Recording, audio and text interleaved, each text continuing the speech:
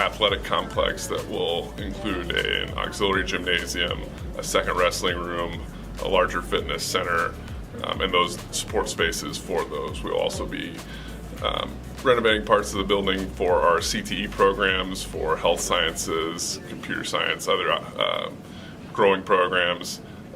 We will also be renovating the old auditorium for our fine arts programs to have an orchestra classroom and other needed spaces within those departments. We take pride in the fact of how much our community uses our facilities here in Bettendorf, and these opportunities will just expand what we are able to afford our community, from additional athletic spaces, more performance spaces for community groups. The list goes on and on. There's so many things that this building has that's original to the 1960s development. And what was built in 1960 and what was done and proposed, it's a very different, we have different learning needs and different needs for our students than we did back then. And we haven't been able to update adequately our entire building. This bond would allow us to rejuvenate and revitalize the entire building and really update and address some of the learning needs we have in our community now with our students. Whether that's a common learning spaces, larger learning spaces, just the ability to have spaces that we can utilize to the highest potential. Right now we are in dire need for that. Even if we're looking right where we're standing in the hallway, just the wider hallways, the structure that we currently have isn't supporting the needs we have, and this update will help address that. From my perspective with this bond, this was very intentional from the facilities committee. We are trying to address all the way from pre-K to 12. We wanted to approach this from a community aspect. As someone that lives in the community, has students that go to our elementaries and to our preschools, this is going to affect every single student. It's going to affect our families, whether that's a renovation to our athletic facilities, our fine arts facilities, whether that's the high school or the middle school or our elementaries. This is going to provide something for the community. And my desire from the middle school perspective, but I know our desire from the Bettendorf district is to better our community, and this does that in every aspect. And I'm excited for this, and I'm really looking forward to hopefully this passing and moving forward so that we can better our community. Hi, I'm Kevin Frecking. I'm a 1983 graduate of Bettendorf High School. I'm currently a volunteer up here at Bettendorf Middle School. I was a 31-year varsity football coach. My mom was a district employee for 15 years, and I have 3 kids in the Bettendorf Community School District, 1 at the high school and 2 at middle school right now. Bettendorf has always been known as one of the top premier school districts in the state of Iowa, while working with buildings and facilities that were built in the late 60s and the early 1970s. With the GO bond, this will provide new facilities and buildings to impact all of our kids moving forward to the elementary, middle, and high school. We need to make buildings and facilities a priority so our kids can have a premier education, premier athletics, and premier fine arts, while having very safety measures installed in place for that too. Right now I'm in the cafeteria. We have 8th grade lunch going on. There's 380 8th graders, and the capacity in here for seating is 372. So this shows you one of the needs that we have at Bettendorf Middle School. There are plenty more facilities that need to be built, and I'm sure the people at the high school will talk to you about that. Something that the kids need to have for our community. Thank you for your time, and go Bulldogs. Hi, my name is Pat Boreskin, and I'm a lifelong learner here in the Bettendorf School Districts, a 1973 graduate who also participated in volunteering for Parent Link and other programs here through the school in the arts. One of the things that I was so struck by in touring the schools were how so much of our school district had remained the same, and that structurally there were things that really needed attention. So being a part of the community program that allowed community members and staff and teachers to be a part of getting to the point where we came up with a bond referendum, I feel really comfortable that I can speak to my fellow community members and neighbors that this bond referendum is essential for our students in growth, for structural changes. It's not fluff. It's necessary things that need to happen in order to provide safe and secure environments for our students to learn in. Hi, my name is Chase Shoemaker. I'm the vocal music director, one of two here at Bettendorf High School. Part of the changes that we are looking at for that Go Bond are to improve the spaces for fine arts. So as you see in our classroom, one of the things that we have is these terrace systems. And so students with handicaps, it's really challenging, especially if they're in a wheelchair, to make sure that they have a space that is comfortable and safe for them in this environment. Another major thing we're now starting to come into is our storage. So being able to provide storage for our music, as well as for a lot of our extracurricular activities. We don't have a lot of space in terms of being able to store all of these items, so a lot of the times when we have weekend events where we have a lot of these spaces being used between our choir, orchestra, band, and PAC, we have to get creative a little bit about where we put all these items, and so we're hoping to be able to improve some of those things so that we can create an environment that is modern for our students, and that features the best acoustics and sound production for them while they're in our ensembles. So my name is Delaney Frederickson, and I am a junior. All right, I'm Tyler Fink, and I'm also a junior. Our music rooms haven't been updated since like the late 1970s, so to get some like updated equipment and facilities would be really nice. Yeah, I just feel like overall it would just help a lot of like the process and like the professionalism of it would just help a lot, especially going into like college and things like that, and like going up to that higher level, things like that, it would just help. Bettendorf High School hosts so many things here. Like we host the IHSMA large group things every year. We have a home show choir competition that has like we have 14 schools this year that are coming. So many different schools and so many people are in our like music wing all the time that I feel like it would be really nice and a good look for us to have more updated equipment. Hi, my name is Dan Milburn, and I am a metals and welding teacher here at Bettendorf High School. An expansion to the advanced manufacturing program would definitely help us out.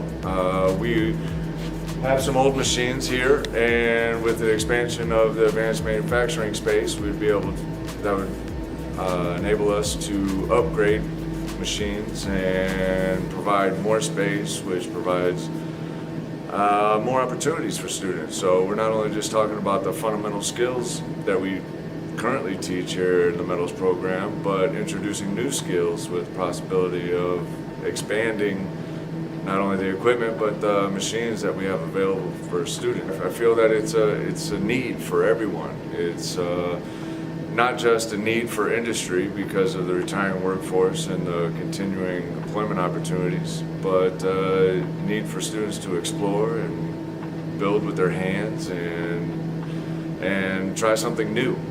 So I feel that the metals program is essential, and just giving those students a choice to come down and try something new. And for students that are pursuing a career or students that are just exploring, it's a lot of fun. I'm Roxanne Schmertman. I am one of the health science instructors here at Bettendorf High School. I am the instructor specifically for the CNA course, and then I also teach 2 to 3 of the other courses that health science offers. We are excited to be up and moving. We are a fairly new program, and it is growing exponentially. One of the issues we have, and it's a good one, is that we have more and more kids wanting to take our classes, but with my classroom size being shared as the CNA lab and the classroom, it makes it really difficult for me to have the full-size classes. We usually have to try to rein it in around the 20 student mark just because I don't have any room. We also are fortunate that we have the ability to have 5 beds for our CNA students to use.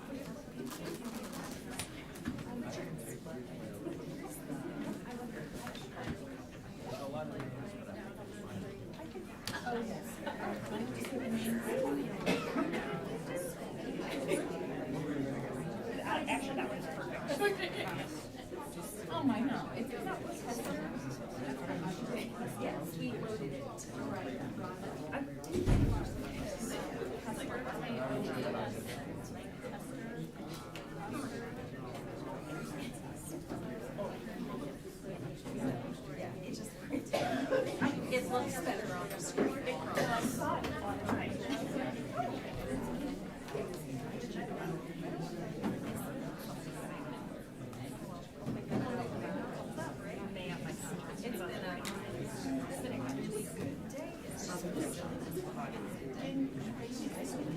We had an MTSS leadership team today, and our brains are just like so inspirational. Yeah, but I'm a little sad.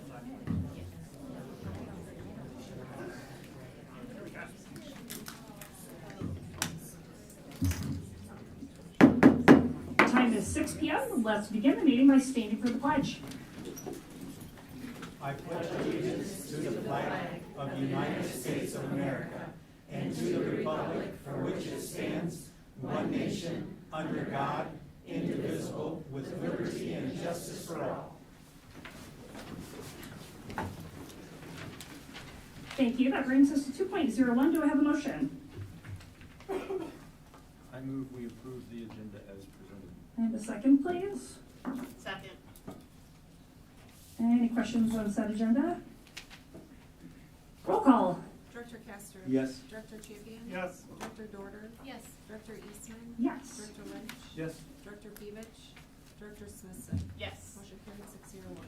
Thank you. That brings us to 3.01. We would first like to acknowledge our BHS Future Business Leaders of America, and I think some of them are here. If you're here, step forward. I swear I saw there's Charlie. I knew I at least saw Charlie here. So Charlie's one of them. So take a look in the back. We're very proud of this kiddo. So huge congratulations.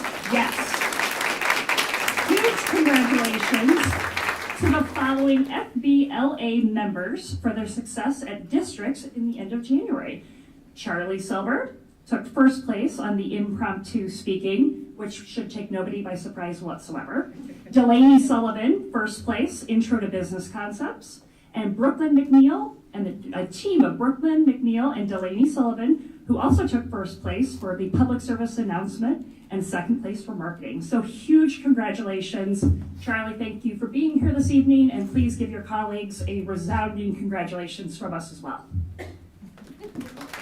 Right ahead. I'd like to direct my question to Charlie Silver. Charlie Silver, since you are Future Business Leaders of America, where do you see yourself in 10 years doing what? In the White House. Well, he won't be old enough yet. Go ahead, sorry. Go ahead, Charlie. My goal is to go to college, get an MBA, JD, and then become a corporate lawyer. And that will happen. So, thank you. Thank you, Charlie. Could you say that again in English, Charlie? Thank you. Thanks, Charlie. Great. Thank you, Charlie. Next up, 3.02, BHS Boys Swim Team. Do we have anyone from the swim team here? Well, we are going to go ahead and acknowledge them. Huge congratulations to the Bettendorf High School Boys Swim Team for their outstanding performance at state. I'm not going to go through and read the events, but I am going to recognize Jacob I screw this up every time, Midvalsky, Kiefer Romer, Keaton Weaver, Drew Gasper, Ricky Zilmer, and Hudson Weaver, as well as Mateo Serva. Thank you for doing an amazing job, putting in all the dedication and hard work. And as a former swimmer, I hope you have no more two-a-days for a while. So congratulations, guys. Great job representing us and making us all very proud. We'd also like to acknowledge Coach Ahrens, who received the Iowa High School Swim Coaches Association 30 Years of Service Award. So huge congratulations to Coach Ahrens. And then the good news is that none of our 2020 records were beat. So go Bettendorf, go Bulldogs. All right, that brings us to 3.03. Linda, I'll have you take this one over. So the Bettendorf High School Speech and Debate team attended the East Iowa District Speech and Debate Tournament at Waterloo West High School in Waterloo. This tournament is the main way students qualify to attend the NSDA Nationals Tournament held in June each year. Bettendorf has officially qualified a total of 10 students to attend the national tournament, and they are Kimberly Callahan and Heath Leone, Chris Edwards, Kata Fernandez, Ava Holmes, Haley Koch, Coke, thank you very much. Jason Lynn, Max Rantilla, Charlie Silver, McKaylee Wilson. In addition to these 10 qualifying students, Bettendorf also had the following students listed as first or second alternates in events, and they include Zach Adams, Lauren Ballard, Kata Fernandez, Ava Holmes. BHS also finished with a couple of school level acknowledgments. So they were first place in the district speech sweepstakes, they were second place in the district overall sweepstakes, and they were third place in the district Congress sweepstakes. So congratulations to all of them.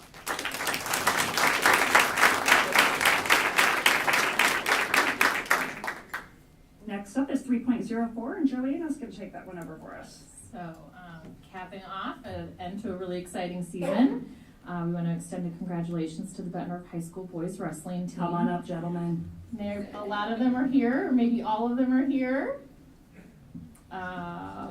They competed in the state tournament in Des Moines, February 15th through the 19th. And freshman Jake Knight achieved the title of 3A state champion at 113 pounds.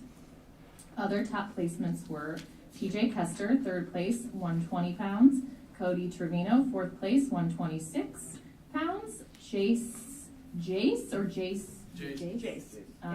Luna, third place, 132 pounds.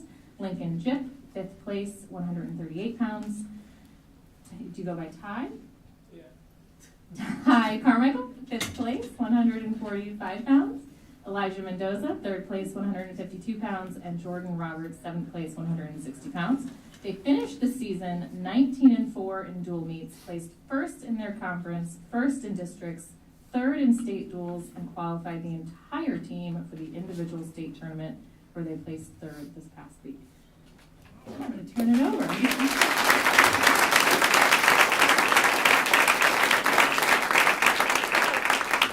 If you'd like to come up and say a few words, we'd love that.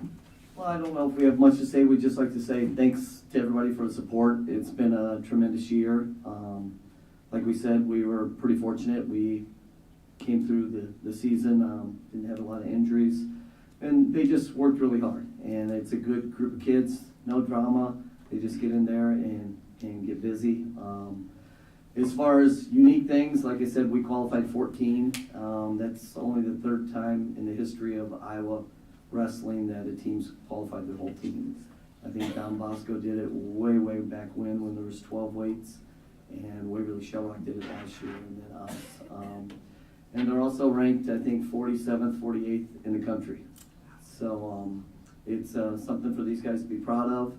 We're going to miss our two seniors, but on a positive side, we have 12 qualifiers coming back and 6th place winners coming back next year. So we're looking for good things ahead. But again, we just want to say thank you for all the support from the faculty, administration, especially our students. It's been a fun year. Thanks. Director Castro,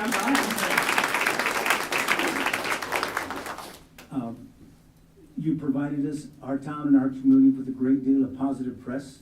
Your kids handle themselves well. You know, for Elijah, that was a great article about you in the paper, how you worked hard, how you came through under some adversity just by working hard. That was great. That was awesome. And I can't remember who's the other senior on the team. Okay, you also contribute to the team just by being there and working hard. And wherever you guys go and share, you'll be checking on these kids all year, how they're doing and stuff like that. So you guys kind of set the tempo as far as working hard and older kids. That was great for both of you kids. So that's now the things I read about you kids in the paper, that's very awesome. By taking third place, 4 points out of second place, it could have been another win here on the consolation side. And all you kids that wrestle your hind ends off in the consolation match to raise Bettner point total. You could have just given up and said, forget it, my dream is shattered being state champion. But it was a team deal, and you showed that just by coming back. And I saw all you kids on the victory stand, and you just need the mental toughness to come back. You know you're supporting the team, and that's what it's all about. And that's great for all you kids that didn't become state champion, but for all of you that supported the team by wrestling very hard, getting team points, and that's just a great testament to all you kids. Our two seniors, we always told them, you know, they may go on, and Jordan may wrestle in college, and Elijah's going to go play football, but we said they needed to end on a win, because you don't always get to do that, and they both went out and ended on a win. Elijah beat a kid that had beat him twice already that year, and Jordan wasn't one of the top 8 seeds, so he wasn't supposed to place at state. He won that first match, lost, and came back and won 3 consolation matches that were huge. So they both had great tournaments. Thank you for being here. Thank you. Congratulations. Thank you.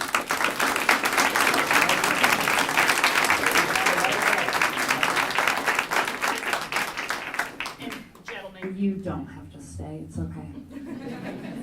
Go home. Have a good evening. We appreciate you being here, though.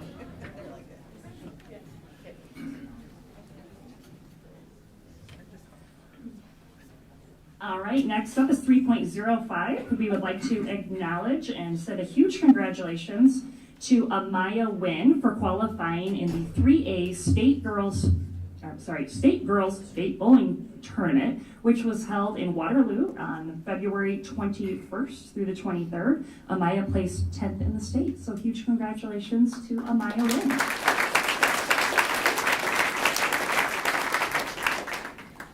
Next up is 3.06. It's a great picture on this one. We would like to send out a huge thank you to Bettner Lions Club for recently awarding a $1,000 grant to Lucas Kroger, who is a visually impaired student who attends Edison. He is going to use that money to purchase a voice-activated cell phone. So in his words, he can find a job and go to work, which is huge. And we would, like I said, we would like to make sure to send a huge thank you to the Lions Club for that very generous donation for a wonderful, very deserving student. So thank you to the Lions Club.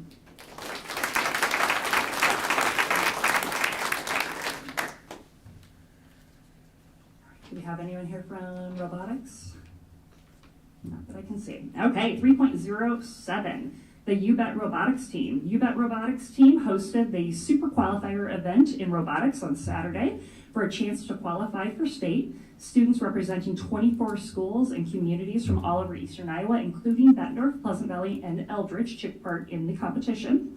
Bettendorf High School is the first team selected for the Alliance that won first place for the entire tournament. UBET Robotics will compete at the state tournament in Coralville along with 47 other teams on March 3rd and 4th, with a chance to advance to the World Championships in Houston, Texas in April. So huge congratulations. I know that the board loves when the robotics team comes because they do amazing things. So I look forward to a visit after they win nationals, frankly. No, we'll take worlds. So huge congratulations. Make sure you make that happen. Working on it. Okay, thank you. So, and there's a great group of kids that participate, and we'll look forward to them bringing home that big trophy. For 3.08, I'm going to turn things over to Richard. So, last Saturday, February 18th, the following students participated in the Clear Creek Amana Honor Band. For 6th grade, Jacob Bice, Olivia Howard, Charlie Martin, Kate Thomas, and Parker Keebler. For 7th grade, Bree Carpenter, Kylie Lemec, Colby Anderson, Josiah Hill, and Luke Levitt. And for 8th grade, Maya Contreras, Jaden Davis, Tori Stelmach, Connor Hetner, and Anna Fiedler. Congratulations to all.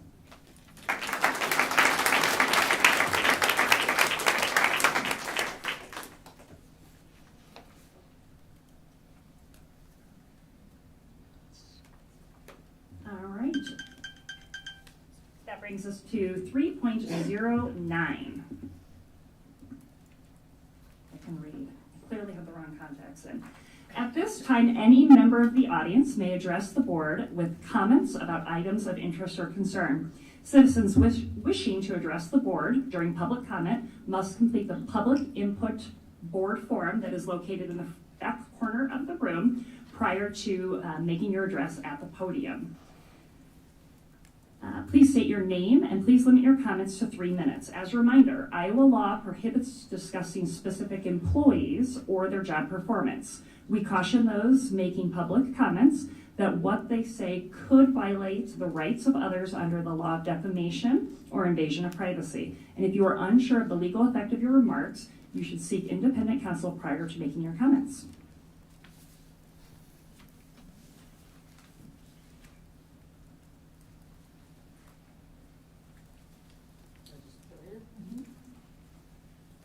Hi, my name is Stephanie Boswell. I live at 1204 14th Street, Bettendorf, Iowa.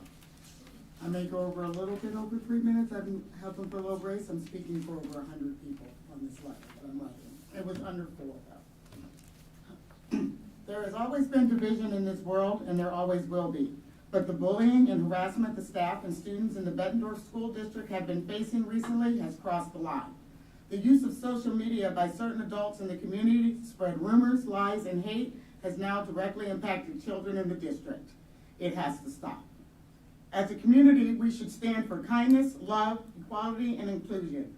We support every family's right to guide and educate their children with the values, morals, and ethics that they see fit, but we do not condone cyberbullying, hate speech, attacks on students' appearance, or any other kind of discrimination.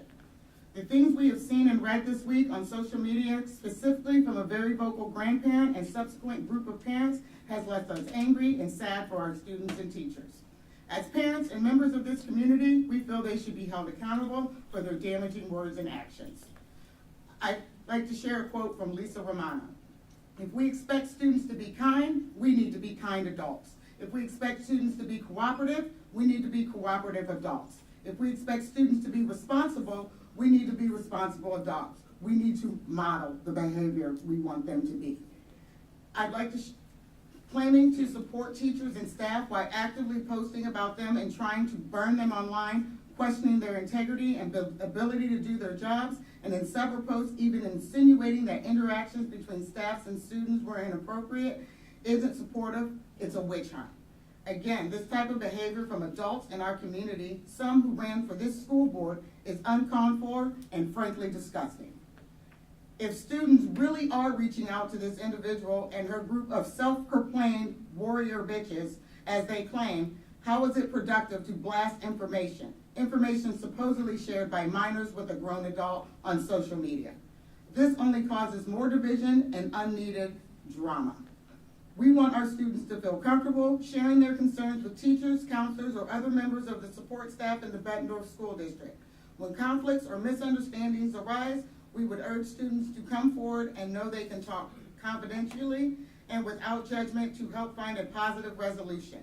There are a staff throughout the district that strive to build relationships with every student that walks through these doors, and that can't happen without communication. Furthermore, showing support for our LGBTQ+ students is not indoctrinating children.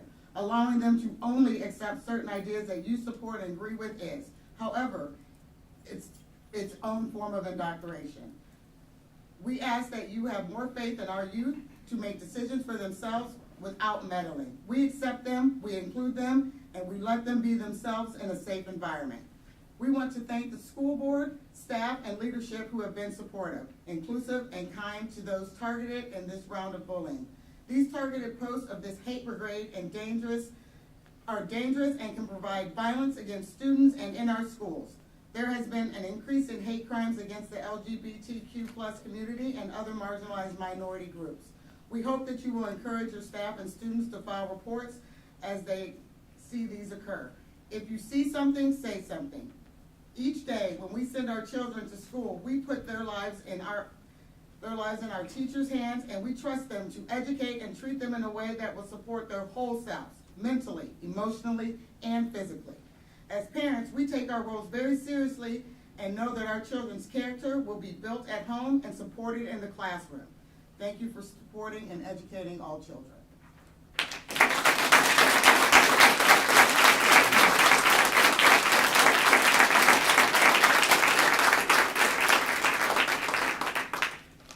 Hi, my name is Ashton Handy. As the parent of a Bettendorf student who will be entering high school in the fall, I was stunned when I heard about the mandatory attendance drag show that was held at BHS on February 10th. Thankfully, the media responded swiftly by publishing several stories with the aim of getting the truth of what was happening in our schools, a place that should be a safe setting for our children. Nevertheless, as the media cannot always be trusted to present the truth in an impartial way, I decided to do my own research. From the outset, it was clear that the source of the rumor was not dependable. That source was at best circulating hazardous misinformation and at worst being biased and hateful. My initial reaction was to dismiss this narrative as the voice of a few outspoken individuals who evidently do not reflect our community as a whole. As the member of the LGBTQ community, I know firsthand that, quote, there are more people who are going to support you, even as some people try to bring you down. After conversing with many other parents and allies in the community, I realized I was not alone in believing that these views were only held by a very small, vocal minority. Parents, members of the community, and allies, it is not an option to stay quiet anymore when those affected are not us. It is time to assertively take a stand against offensive speech and make it crystal clear that we do not consent to the negative allegations being made against our school district. Our district has committed to ensuring a safe and supportive campus that is free from discrimination and harassment for all students. Our school's policies clearly affirm students' right to be free from discrimination in all aspects of school and equal access to all programs and activities. I would like to commend BHS for the unplanned events of the recent Winter Assembly. BHS has clearly facilitated opportunities for all students to not only support, but receive acceptance from their peers. Studies have proven that LGBTQ students who do not live in the district, in districts that support them, are more likely to experience fear in school, have attendance issues, and not have a sense of belonging in their school environment. Bettendorf community, let us no longer let hatred become the prevailing narrative. We must oppose the message of those who refuse to let our children unite as a welcoming community that embraces everyone and appreciates our varied voices and values. We have to demonstrate our rejection of hate, which is the duty of every individual in our community. Moreover, we have to demonstrate our solidarity to those educators and administrators who understand the significance of exposing kids to fresh concepts and support them to accept their peers, no matter their religion, culture, or gender identity. We should rally behind those people who have devoted themselves to pursuing excellence in our district's education by nurturing and empowering each and every student. It is time to take a stand to say enough is enough. This won't happen in our district.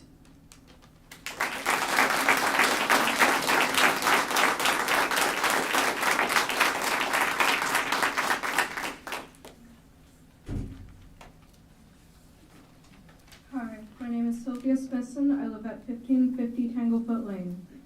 I'm here to speak out against the harassment in this community and support some of the people who are experiencing it. As a trans woman myself and a student at Bettendorf Middle, I know what it's like to deal with harassment and bullying every day, all because others can't accept who I am. I mean, an adult harassing a student online because they can't accept them, it's just not okay. Saying people are bullied because of problems within themselves, it's not right. I know for myself that bullying happens when people cannot understand or accept differences in others. We need to step up as a community and try and prevent things like this from happening in the future. I simply ask everyone here to stand up and accept others. You don't have to understand or accept their choices. You just have to treat them with respect. Thank you.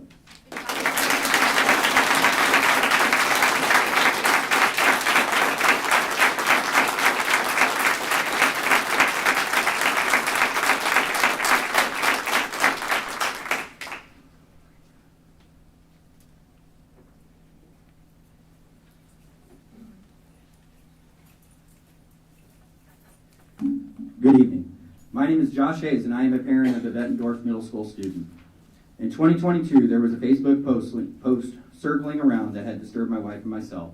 In order to make sure we fully understood what had happened at that time, we reached out to the superintendent for clarification. During that conversation, we were given assurances that the school district was not interested in excluding parents from the education process of our children. My wife and I left that conversation feeling comfortable that our daughter was in the right place. On Friday, February 10th, an assembly was held at the high school that left me feeling disgusted. I want to make it clear, it was not the event itself, but the manner in which it was conducted.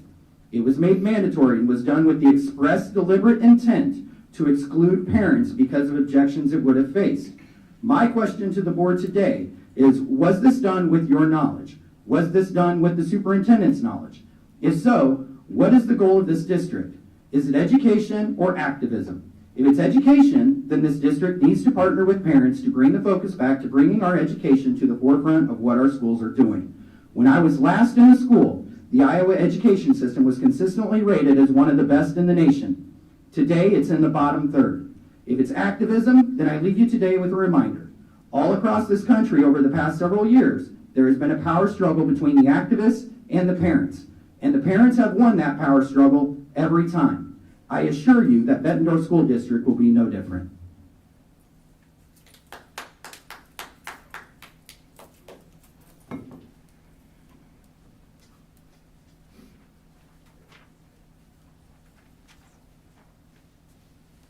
Hello, my name is Deb Zupke. I'm at 1700 Queens Drive in Bettendorf. I'm the parent of 3 children currently attending Bettendorf schools, and I'm here today to share my concerns about the safety of the students and staff, specifically the LGBTQ students and staff.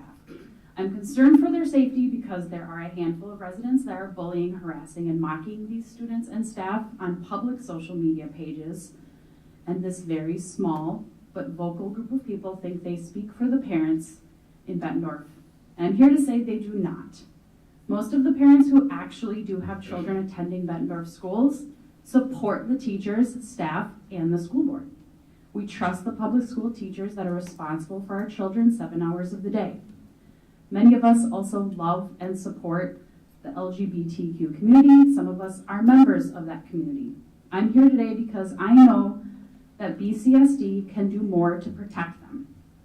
I want the district to address how they intend to keep students and staff that identify as LGBTQ safe in the light of the recent public attacks on their humanity. I also want to address the people behind the attacks. I know that hurt people hurt people. I'm sorry you're hurting. I'm sorry you feel like your humanity or sexuality is somehow jeopardized because other people are living as their authentic selves. I know you're afraid of a world where there are people who don't think and look like you, but it's going to be okay. I'm here to tell you, gay and transgender and queer and non-binary kids and teachers do not pose any danger to our values and our schools and our communities. They make them beautiful and colorful and awesome. They make them better. They make Bettendorf better. I hope you can see that, and I hope that this school board will acknowledge that. Thank you.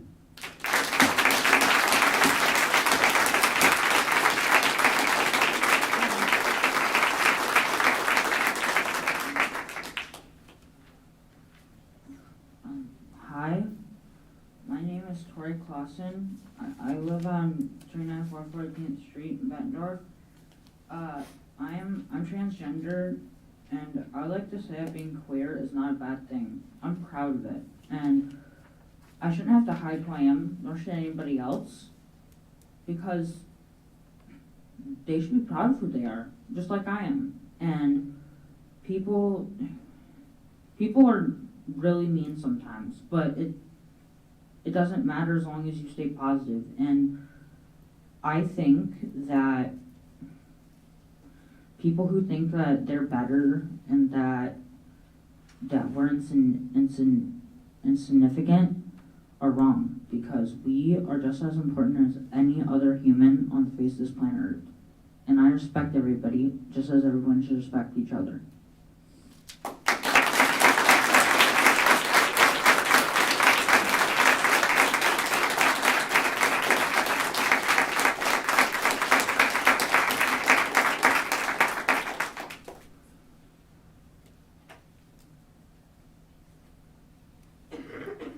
Anyone else who would like to come forward? Now is the time.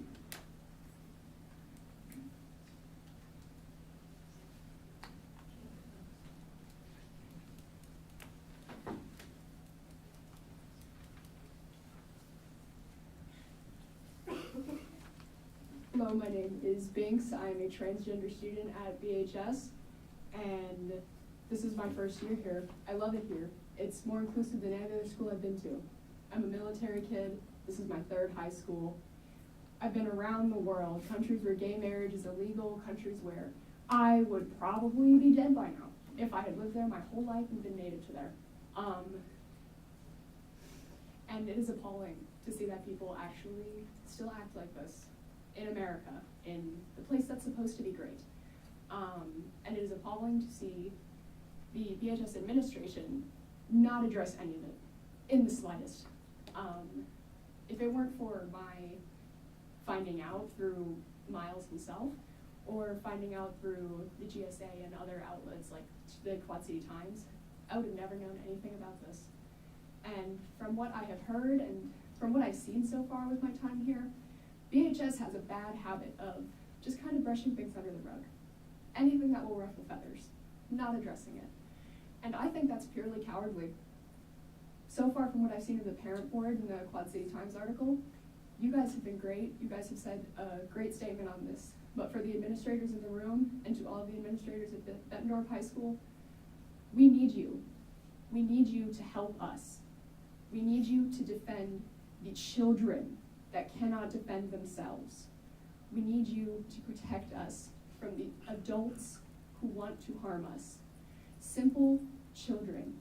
I am a trans boy in makeup with long nails who likes to wear some silly little clothes. Am I a drag queen? Am I grooming your children? Should I be outlawed? I think that is completely irrational if you have answered yes to any of those questions. As someone who wants to be a teacher for little kids, it is heartbreaking. It could bring me to tears this second that anyone could possibly think that I would ever want to harm a child, ever want to bring anything negative upon a child in any way. Just like every other transgender person that has spoken here tonight, all I want to do is build respect, build trust, and build a better future for the kids that I will be teaching, and for the kids that they will be teaching, and for the people that they will be helping, and that I will be helping. I am adamant about being involved in my community with Clock Inc., with QC Student Welfare, with any other thing I can be a part of. And I want to urge BHS and the Bettendorf High School administrators to please defend us publicly.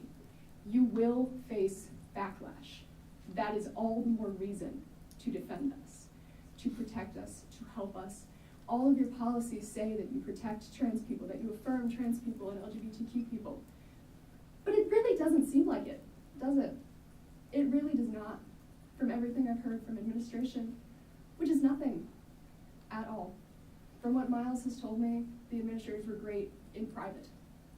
Only to them. Only to the people who came directly to them. And then they said, no, don't worry about it, it's fine, we support you. But do you really? If you sit there in silence, just because it'll make a few people real angry about what you just said. Like I said, it's all the more reason to protect us and to protect the future generations of our children, of their children, of every queer person, non-queer person, black, white, whatever they like to wear, whatever they'd like to do with themselves. It is your job as teachers, as administrators, as board members to help us and protect us. Thank you.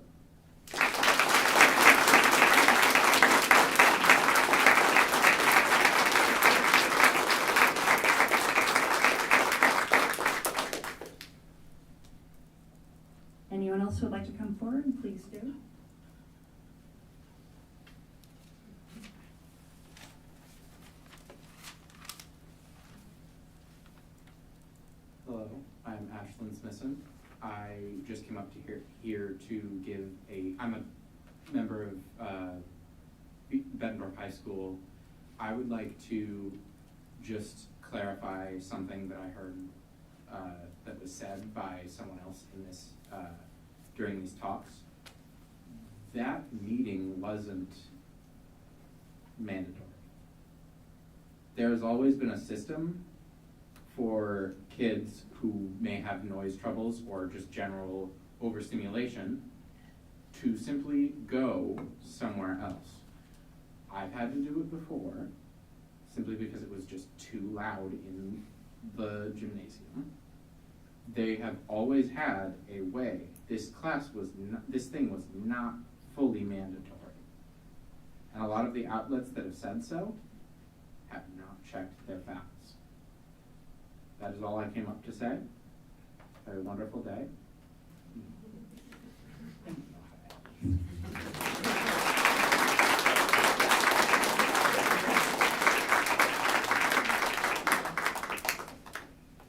Anyone else who'd like to come forward? Okay, we will move on to 3.10, board shared communication. Dr. Champion, how about we start with you today? Well, I'll start with my routine plug for Bettendorf Middle School Parent Link. There's been sorry, I have to collect my thoughts from them. Couple things, they were able, or the Parent Links, the Parent Link staff were able to get an Amazon wish list going for staff there, and that's been rolled out to parents, and that has allowed some staff and teachers to put some things on there that maybe building budgets can't account for, whether it be materials for classrooms or things for student behavior. So any support you can give there would be absolutely wonderful. I know if you don't get those emails from Parent Link, you can reach out to the middle school. I think Celeste could also make sure you can have access to that. And I don't know if there are plans to get, I know that's on the Bettendorf Middle School, or if we can get that posted somewhere, that'd be great. And then we were able to get the donation link back open to Parent Link, and that's going ahead. And then Parent Link is assisting with the Bettendorf Middle School dances tomorrow with selling concessions. There's volunteer and purchase opportunities available for that, and then upcoming staff and teacher appreciation night. So I know there's been a lot of focus on Bettendorf Community School staff, on Bettendorf Middle School this year, and it's working. I would just ask that we give back a little bit to that staff of time, energy, and even donations, so we can keep the momentum going in that building. The other thing I'm going to say, I just appreciate everybody coming to the meeting tonight, the people that stood up and spoke. Between news media locally and news media at the state level, it's reaffirmed my belief that control of schools belongs at the local level. And it affirmed my belief that when the state undermines local control, they undermine the educational process, which parents have a right to control within their communities. So I just want to say thank you. I love seeing the boardroom this full. I thank you to all the parents, students, and the staff that came out. And I've also received some emails, and I've been stopped in the grocery store a few times the last couple of weeks. So especially to the students, it's very brave to come up here and talk. So thank you for coming. I applaud all of you. So. Thank you, Dr. Smithson. I just want to take a minute to thank everyone who came out tonight, who spoke, especially the students. It's incredibly brave to get up and say things in front of a room that's packed like this. I also want to take some time to thank particularly the middle school staff, but all of the staff at the middle school and high school who work every day to make sure that all of the students, no matter who they are, no matter what they look like, no matter what they wear, that they feel welcome, that they feel safe, and that they are able to do their best to learn. And so from the bottom of my heart, I want to say thank you very much to all of our staff. You make the difference every single day, and you can hear from our students saying that they need you. So thank you. Thank you. Director Castro. I attended the middle school presentation for the GEO bond. Dr. Morris and Kurt Pratt did a fine job there. There are some people that asked some good questions, and hopefully the bond referendum will pass and we can move forward. But it was great seeing you in the presentation again. I've seen it twice, so it was good to hear again, and always trying to keep your mind going on things circulating. So that's all. Thank you. Director Pevich. I should have not voted yes, apparently, for moving the meeting from 6:30 to 6, since I was late, but otherwise I have nothing to report. Thank you. Director Dorder.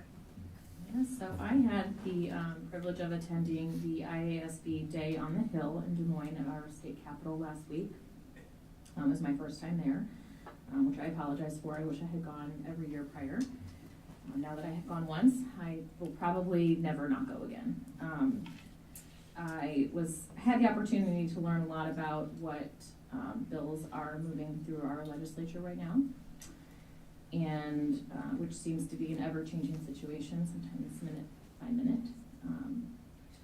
But I was able to network with some other school board members, and then we all made our way over to the Capitol and learned how to contact our legislator in person right there. And I was able to meet with our local legislators, which was excellent. But I do want to stress how important it is right now, especially with so many bills going through our legislature that will have the potential to significantly affect our students and our schools. Everyone pay attention, everyone be an advocate, and get to know who your legislators are. There's ways to comment on those bills that are moving through, and there are ways to be there in person for those hearings if you are so inclined. So I would encourage everyone to get involved and share their opinion and be an advocate. Thank you. Thank you. And Director Finch. I'll just pass this time. Okay. And I was not planning on saying anything, but I think that this is a good opportunity to. So to everybody who's here today, thank you for taking the time out of your very busy days and lives for joining us this evening. I hope that this momentum continues. To the students who got up and spoke today, I hear you, I see you, and I support you. And please know that this board supports you. And we will not let the despicable behavior of very few people in this community deter the work and the momentum that's taking place in this district. So do not let anybody convince you that they're going to take down this district and that they are going to destroy what we are trying to do by educating and supporting every student in this community. And we will continue to do that despite the chaos they're trying to create. And I'll leave it there.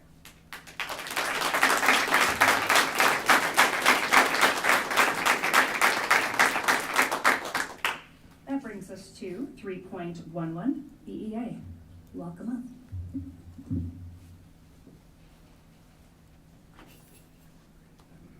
Hello again. Thank you, everybody, for coming today and being here to support our teachers, staff, students, everybody. I'm going to ramble, so bear with me here. So since the last board meeting, buildings are holding their building-specific meetings as well as building representatives meeting with their administrators. As mentioned in the past, this layer of communication has been and is invaluable in building positive and supporting relationships among our members and administration.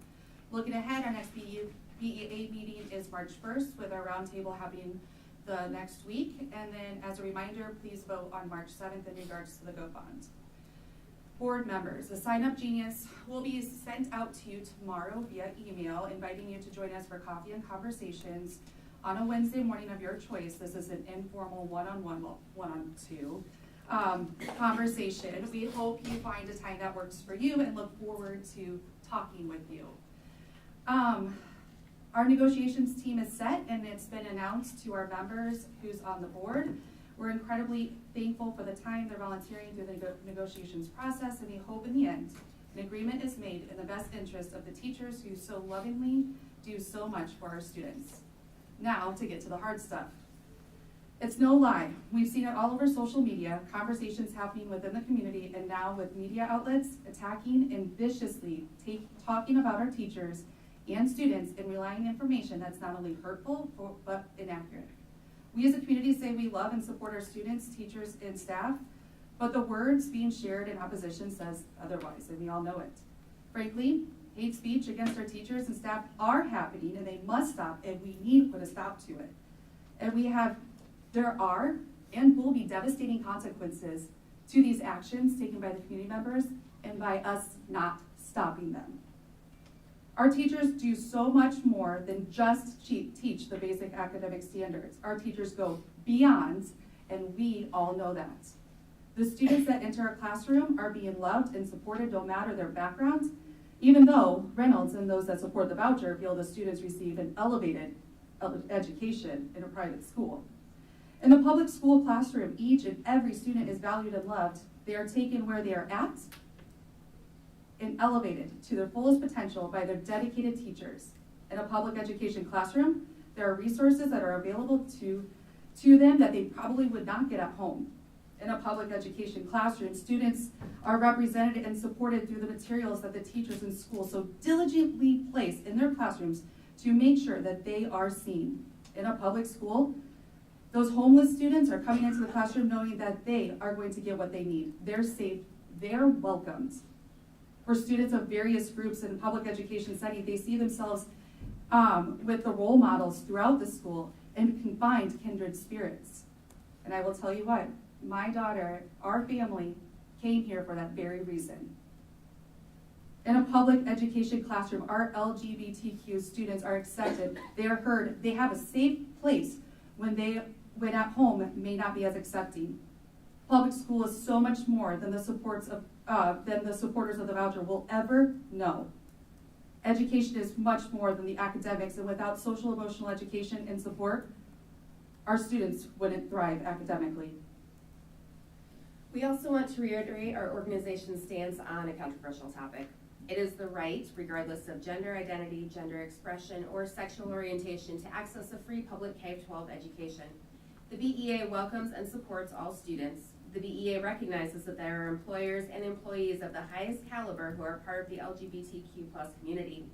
The BEA recognizes that families in our community come in many forms, and the BEA values all families and students' caregivers, regardless of gender identity, gender expression, and sexual orientation. The BEA prohibits discrimination, including discrimination based on gender identity, gender expression, or sexual orientation. We want to support our educators to ensure an environment that is safe for all. The BEA supports education that celebrates our different identities. Education personnel are often the primary primary sources of support, resources, and information to assist and support students in learning, which includes their social and emotional health. Please know BEA supports you, stands with you, and will continue to vocally advocate for you. Thank you.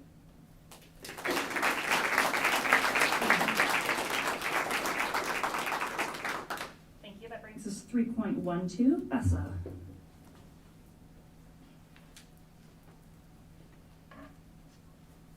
Good evening. BESA had our monthly roundtable with Dr. Morse last week, and filling open paraeducator positions continues to be a topic of focus, but we feel things are moving in a positive direction overall. We formed our negotiations team for this year and are looking forward to a productive and positive negotiations process with an outcome that's mutually beneficial to both our classified staff and the district. Thank you very much to the members of our local who are serving on this team. We had a fantastic tour of BHS last night for the GO bond, as well as a tour of BMS on Tuesday evening. If you're on the fence as to whether or not to support the GO bond, or if you're a decided no vote, I invite you to please contact the district office and set up a tour of the facilities that are part of the bond proposal.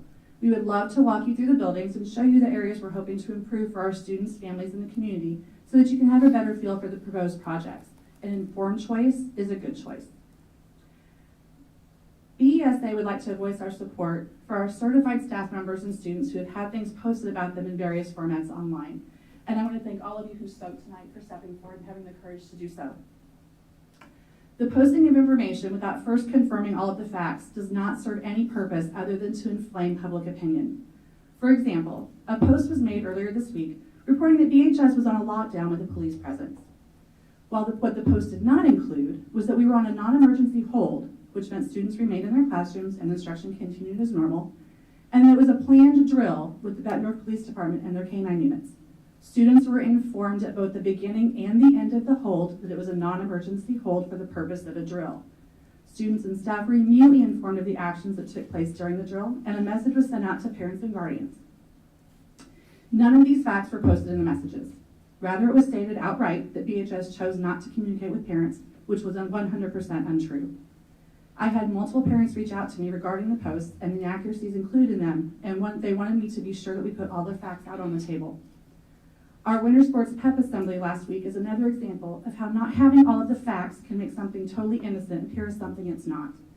Information on Spread the Love Week, the Spirit Week activities, and the pep assembly, along with an alternate bell schedule for the day, were communicated out to parents, staff, and students in our weekly communication. And the activities for the week were presented by our BHS Duke representative right here at the last board meeting. There was no hidden agenda. While having parents and guardians voice concerns and ask questions is completely appropriate, having an open dialogue where questions can be asked of building staff and/or administration when there's a concern, rather than assuming everything you read online is true, is far more productive. Thank you. Thank you.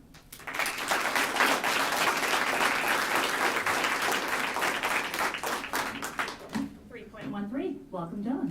Hi, good evening everyone. I will be giving my regular report and then we will be having some special speeches from some leaders in our building, some student leaders, including Finn Boyle and Charlie Silver, who are both here representing some student leaders.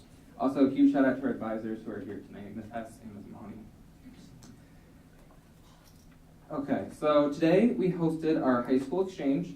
That was from 9 to noon, and we hosted multiple area schools. We had several breakout sessions to discuss fundraising, student morale, organization, and volunteering. We built connections with neighboring schools and brainstormed ideas. Overall, great feedback, and huge shout out to Activities Office, student council advisors, and members of the committee for making that possible. In regards to Dance Marathon, as many of you know, events are in full swing. At our pep assembly, we raised $300 from the Minute to Win It at the pep assembly, which is a huge, huge thing that was not made a big deal. We have Bulldog Charge next week, which is going to be before and after school, lunch, and during Pride. And then we're also going to have donation bins that same week in all offices, admin, middle school, elementary schools, and high school. And then we're going to be having some local community benefits that dates are being finalized. That is involving cookies and dreams and coffee apothecary. The big event will be a bingo game night, and then the date was moved. I'll have more information on that later. As many of you know, I feel like I've shown this flyer several times for spring fling. Next slide. You all know what's going on with it. It's 8:30 to 10:30 in the gym. No outside guests, and then the prices for tickets. So overall, some high school and general updates and some student council general updates. As you can see, that's one of the advertisements for the Adams Family. That will be the musical this year, hosted from April 20th through the 23rd, and that's going to be $12. A lot of these things were already covered by various board members and people who spoke, but congratulations to all students recognized in the BHS Honor Roll the first semester. Speech and Debate has 10 members going to nationals. Congrats to the bowling team for making it to state, and then also congrats to all winter sports, wrestling, basketball, swimming, for all their hard work and dedication. The 2023-2024 registration is now open, and we're all getting ready for the upcoming spring break. Student Council general updates is over $500 was made at the sophomore class trivia night, which is a huge accomplishment, which will go toward free prom. The walk-on positions were filled, so we have 2 new members of Student Council. We are currently showing the ropes and how to do stuff. Senior shirts are for sale, and I think that closes in about a week. And then prom preparations are underway, DJ venue are paid for, and the rest of the fundraising will go to decorations. Now, I am going to really try to keep my composure here. It is very, very, very hard for me. Thank you to all the community members who came here tonight and spoke, especially the students. That made me tear up. That was incredible. As you all know, I presented on this a day before the pep assembly happened, and I was very clear with all of our attempts to spread positivity. So on behalf of Student Council, we stand before you today stronger than ever, and we are proud of the accomplishments we have achieved this year. To be clear, we are proud to be Bulldogs, and we would like to thank all the staff, administrators, school board members, community members, and students who recognize our efforts to spread positivity within our school. We will continue to make every student at BHS feel welcome, and they can be who they want to be. That's our mission. Furthermore, we plan Spread the Love Week to boost student morale, plan fun activities, and spread positivity. Over the course of the week, students wrote kind notes to one another. The school was decorated, and we had a pep assembly that highlighted winter sports, show choir, the band, teacher competitions, fun games, and then we raised over $300 for Dance Marathon, and then we also selected our Formal Friday winners. It is extremely discouraging that all of the hard work from Student Council was overlooked and the attempt to spread kindness was met with such judgment. Although it was difficult to experience this judgment, we have been overwhelmed with support for the true work that we are doing. On behalf of Student Council, we will continue to work at our efforts to make BHS a great place for all students. It's my pleasure to introduce Finn Boyle to elaborate on this.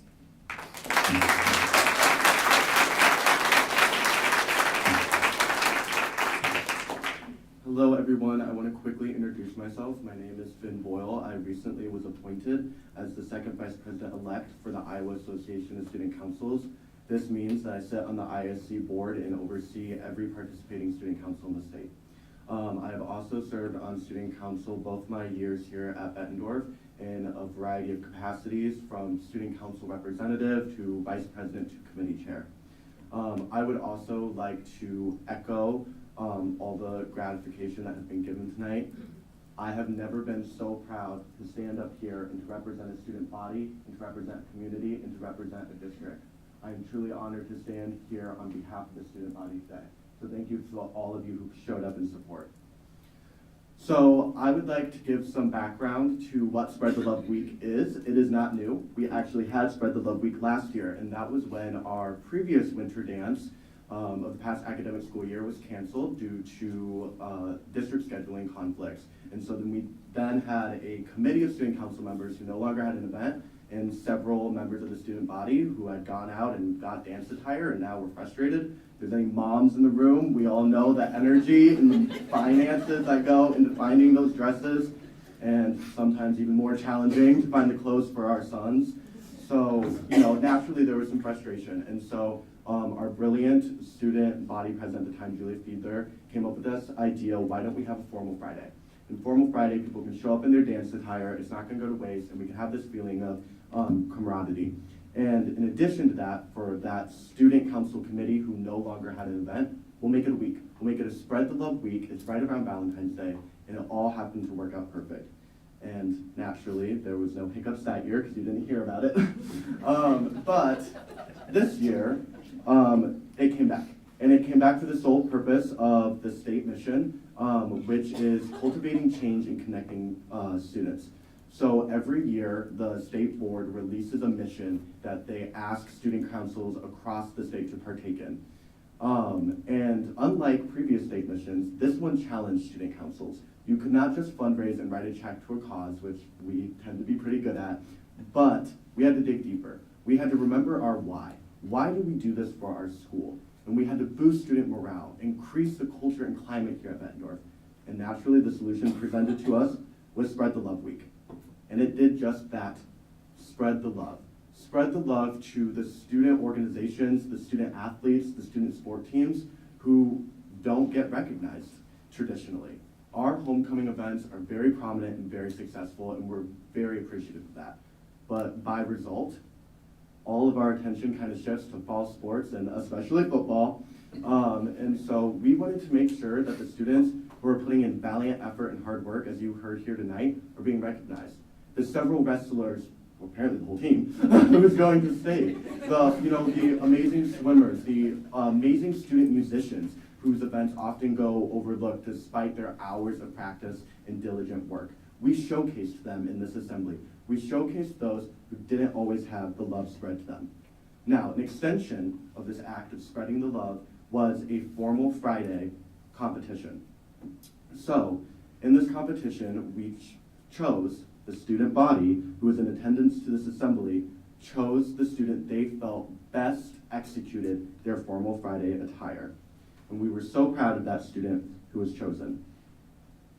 So now, I would like to make it very clear, hopefully, that our assembly was in no way related to Pride, was no way in relation to the LGBTQ plus community, nor did it house drag queens. And I want to make it extraordinarily evident that the student who was chosen by the student body will not be referred to or labeled as a drag queen nor a stripper. This student participated in a school-endorsed event and was not reprimanded by dress code. Why? Because faculty and staff were made aware of the fact that Friday was going to look a little different.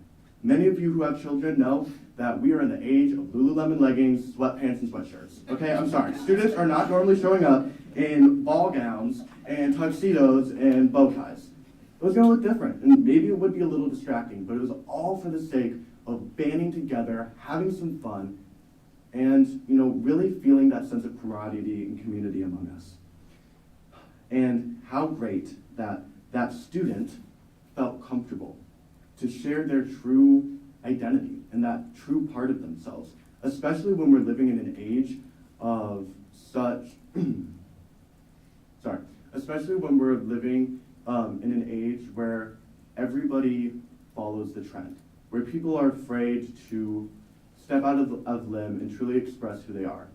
I mean, once again, many of you with children know you can't even buy a water bottle without making sure that it's a Hydro Flask or a Stanley, right? Because God forbid that you don't have the right water bottle or the one that everybody else has.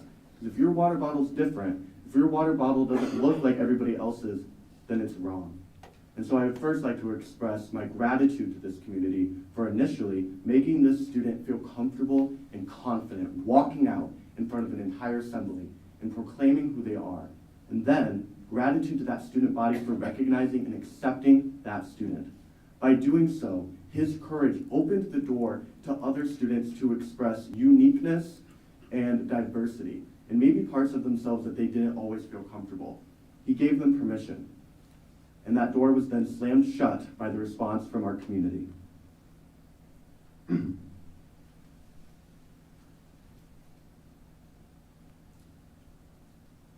We're in the business of education here at Bettendorf. And not just any type of education. We pride ourselves on the fact that we create students who are future ready. This means that we're not just giving students information, we're not just teaching them how to solve algebraic formulas, but we're showing them how those skills can in turn be applied to the world around them in their day-to-day life. So in that very spirit, I want to give you some information and maybe help you apply it. The first statistic I would like to give is an analysis of data from the most recent Census Bureau's household poll survey. And that is that close to 10% of people in the United States identify as LGBTQ. So if we take our student body population, and for simple math, we'll make it down to 1,000. There is roughly 100 people who are walking these halls, and I can assure you, they are not out, they are not open, and they are not comfortable. But Miles was. They stood out on a limb, and they said, I don't need to conform. I can be who I am. And maybe, by extension, a possible invitation for others to feel comfortable expressing themselves, whether it be through fashion or otherwise. Maybe granted them permission to steer away from the variation of Nike sweatshirts they wear every day. But I ask you, why is it then that these 100 students, by national average, who are in our schools, don't feel comfortable? Why aren't they open? Why aren't they like Miles? It's not because of the air we breathe. It's not because of the corn we eat. It's because of the culture and climate here in our community. So now I give you your second piece of information and hopefully can help you apply it. And that is that suicide is the second leading cause of death among young people aged 10 to 24. And LGBTQ youth are more than 4 times as likely to commit suicide than their peers. I want you really to think about this, and as difficult as it may be to imagine, them preparing to step off that ledge than preparing to throw back a cocktail of pills than pressing a weapon up to their flesh, because they fear that if they go out on that limb, that they express themselves, that they are who they were born as, they will be treated as Miles, and they will be ridiculed, and they will be outcasted, and they will be attacked by people in positions of power over them. And so instead of living in fear of losing everything, they leave everything behind. On average, every 45 seconds, there is a member of the LGBTQ community youth who attempts to take their own life. I want you to think about that throughout the progression of this board meeting. How many students alone have attempted to leave us behind? Or have we left them behind? Despite of this, I believe that being gay is not a bad thing. And that as a proud member of the LGBTQ community myself, I would like to extend a quote from probably one of the most prominent CEOs of our country, the gay CEO of Apple, Tim Cook. He said it best when he said, and I quote, "Among the greatest gifts God has given me, being gay is among the greatest gifts God has given me. I've had the good fortune to work at a company that loves creativity and innovation and knows it can only flourish when you embrace people's differences. Not everyone is so lucky," end quote. As a state officer, a Bett StuCo member, and as a student here at BHS, I ask you to celebrate my student body's differences. I implore you to seek the truth over hatred. And most importantly, I invite you to help me in lowering the staggering number of student-committed suicides by helping making Bettendorf a better place to be. Thank you.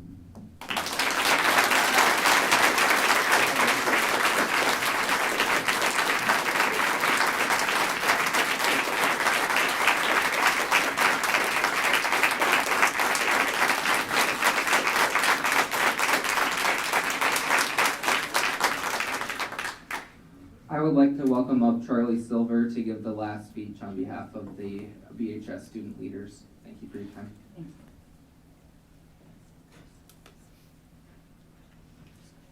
Thank you, Dylan, and thank you, Finn, and also all the other students here who have given absolutely fantastic speeches.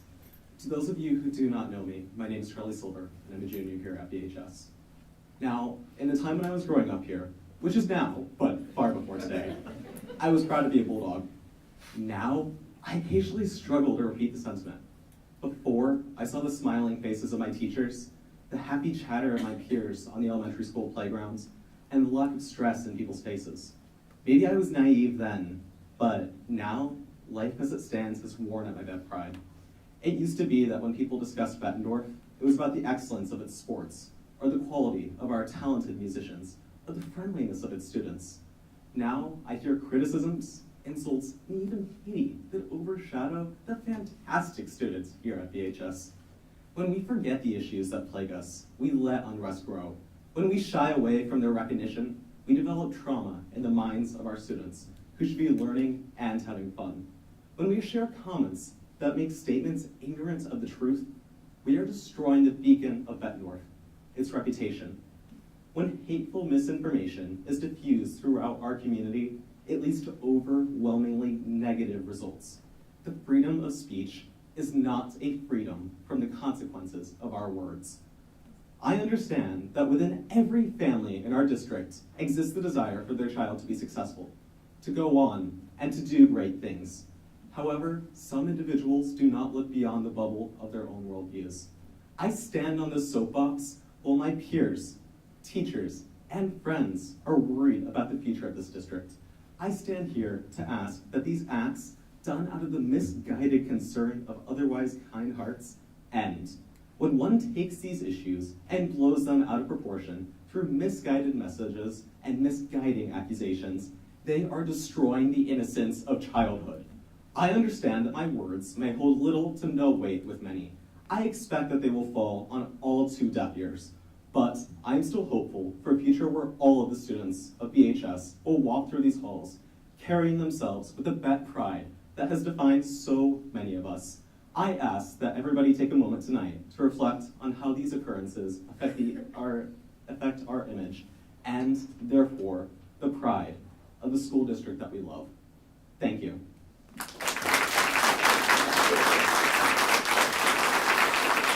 Thank you for the time.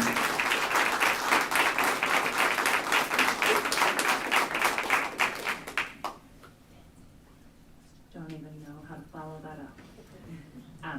I think you just saw 3 resounding examples of excellence in this district, so thank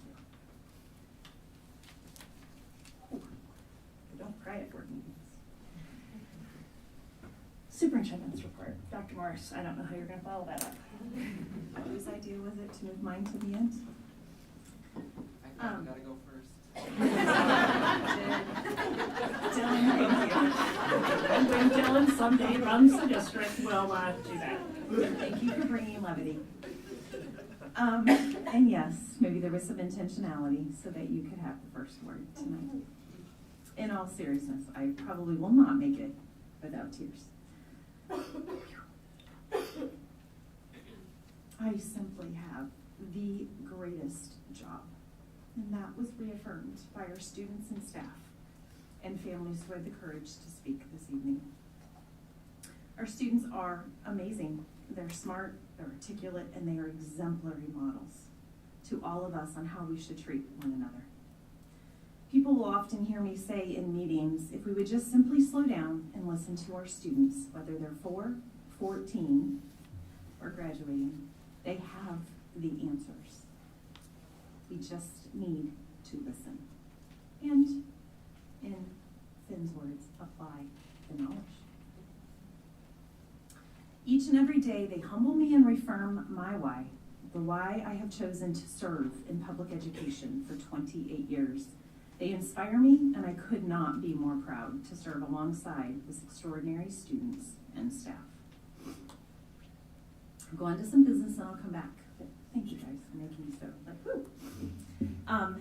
To what has been celebrated tonight, and to our students' point. As you can see from our student recognitions this evening, it's been a busy couple of months with all of our winter sports and co-curricular activities. We have students excelling not only in the classroom each and every day, but excelling outside of the classroom. And those commitments, whether you're a basketball player, a swimmer, a wrestler, or you're a musician, or whatever sport or activity you choose to be in, do not come without a lot of sacrifice and a lot of time and dedication. So my sincere congratulations to all of our students, their advisors and coaches on their accomplishments this winter. As has been mentioned, we are in the midst of a GO bond referendum that will be open for voting. It is open now, but if you're going to vote in person on that day, March 7th. I first need to say a huge thank you to our Director of Communications, Celeste Miller, and our Director of Operations, Kurt Pratt.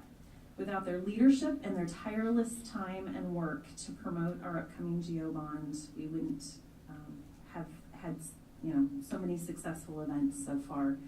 We have been busy sharing information, addressing concerns, answering questions, and touring buildings. I want to thank our community members, staff, and families who joined us most recently Tuesday evening at Bettendorf Middle School and last night at BHS. And I want to thank a group of very involved community members who joined Kurt and I this morning at Bettendorf Middle School. They did not have a chance to tour the middle school on Tuesday night, and they wanted to see it today. And it was just a tremendous opportunity to show off our students and show off the great work that our staff does. We've had many opportunities to speak with media, be at the Bettendorf Rotary, be in front of our Bettendorf, a group called the Bettendorf Faith Leaders over these last few weeks. And we look forward to continuing to answer questions, share. And I can't reiterate enough of what Melissa Laufenberg, President of BESA, said. If you have questions or concerns or want to know more or want to see our schools in action, reach out to our district office. We will find a way to make it happen for you to tour the schools with us so you can see the amazing students and staff that we have and the great work that's going on each and every day. I had the privilege of learning last week alongside about 5,000 superintendents and district leaders at a conference. There were many tremendous sessions around social media, parent engagement, student and staff mental health and well-being. And as the team I have the privilege of working with every day knows, they had many emails in their inbox about, hey, check this out. We need to look at this resource. We need to implement this. So I apologize for that work. We are in the midst of our registration for 23-24. I encourage all returning families to go ahead and get registered before March 3rd. And I also welcome all new incoming kindergartners or any new families to our district to go ahead and get registered. We want to make sure that we have space for you, and this early registration enables us as a district to make important staffing decisions and enables us to get out and hire the best early on before someone else, another district gets them. Again, want to thank everyone for coming out this evening, for your courage to speak this evening, for your courage to share your stories. I know it is not easy. I know it is can be frightening. As you can see this evening, we do have the best students any superintendent or any district could ask for. Please know on behalf of myself, the board, our leadership team, and all BCSD staff, our #1 priority is and will always remain to keep our students safe and create environments that are welcoming and inclusive. As I close this evening, I want to take a moment to reiterate the admiration, respect, and appreciation for the work that our teachers and support staff do each and every day for our students. Their selfless dedication to the profession and our students is an inspiration, even in current times when public education is under such scrutiny and under such a tight microscope. And I will leave us with this. Educating the mind without educating the heart is no education at all, as Aristotle reminds us. Thank you. Thank you. That brings us to 4.01. Do I have a motion? I move we approve the consent agenda as presented. And a second, please. Second. Roll call. Director Champion. Yes. Director Dorder. Yes. Director Eastman. Yes. Director Lynch. Yes. Director Bevich. Yes. Director Smithson. Yes. Director Castro. Yes. Motion carried 7-0. Great, that brings us 5.01, 2022 winter benchmark. So as Ms. Olson comes up to prepare to share some great information and data with you, as you'll see tonight, you will see the tremendous amount of work and dedication that our staff have been engaged in since the start of the school year, as evidenced in the information she'll be sharing with you. So thank you, Ms. Olson. All right, I don't know that I can follow any of that. I almost wanted to ask some of the kids to do my presentation for me, but regardless of where you stand, I know as kids to get up and stand up and to talk is never an easy task.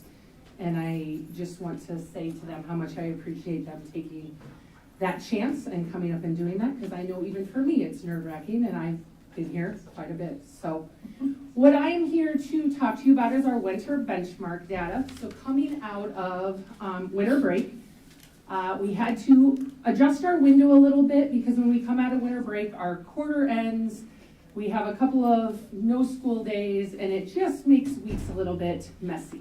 So we pushed it back just a little bit. We go back to my first slide real quick. I always want to highlight what we're talking about when we start looking at data points, and it's all about kids. I think that's been our theme all night. What you have here is the celebration of the 100th day of school. And we have 2 kindergarten classes that usually, across kindergarten goes all out. We have one group that made their hats and glasses, and our other group decided this is what they're going to look like at 100 years. So it'll be great to show that to them a little bit later on. So as we move through to this, I always bring us back to our mission and our vision statement, because that is what we're grounded in everything that we do. Remember, that vision is educating and empowering, and I think we saw that empowering that we've done with many of our students every day and in pursuit of that educational excellence. Our priorities that we're going to focus on in this are going to be priority 2, the learning and achievement for all. But I'm also going to bring in that priority 3, where we're going to talk about that student accessibility and supports. It doesn't do you any good for me to give you data and not tell you what it is that we're doing with that data and how we're working to make that growth and changes for our students.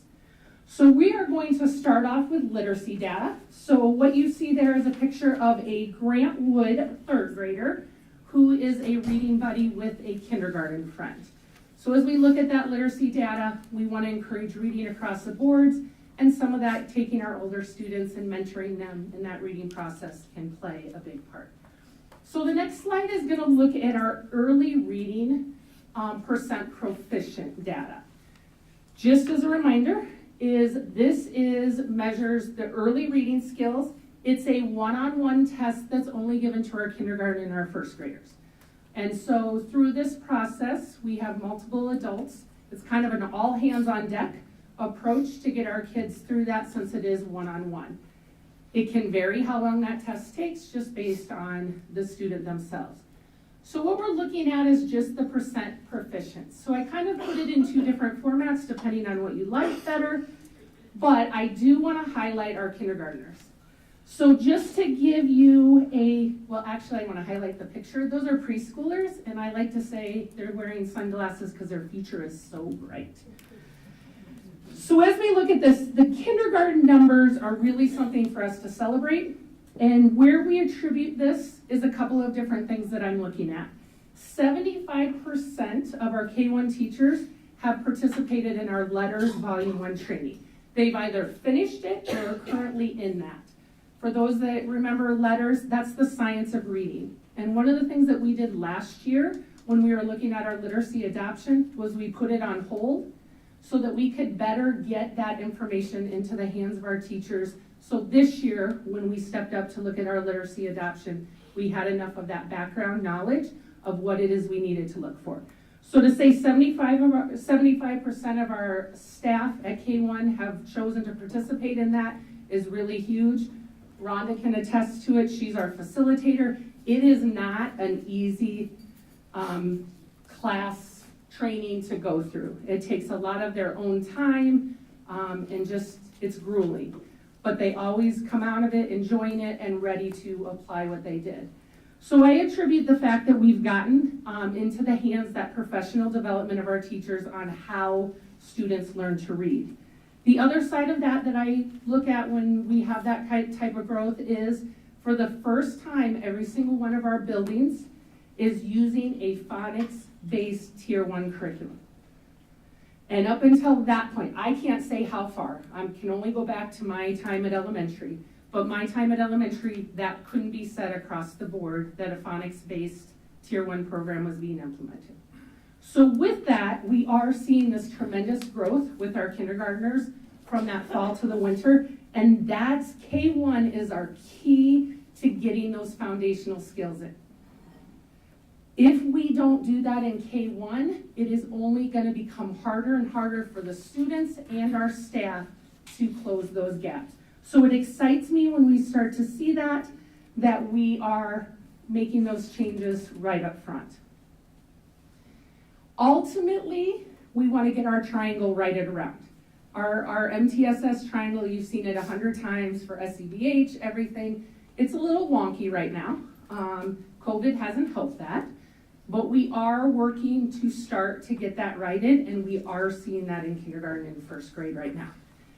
As we look at our first grade, one of the changes that we start to see in first grade, even though the screener is going to be the early reading skills, we change what we start to progress monitor, and we move away from nonsense words, their ability to sound them out and blend them together, into that CBMR where we're looking at fluency and accuracy. So there is a little bit of difference of there.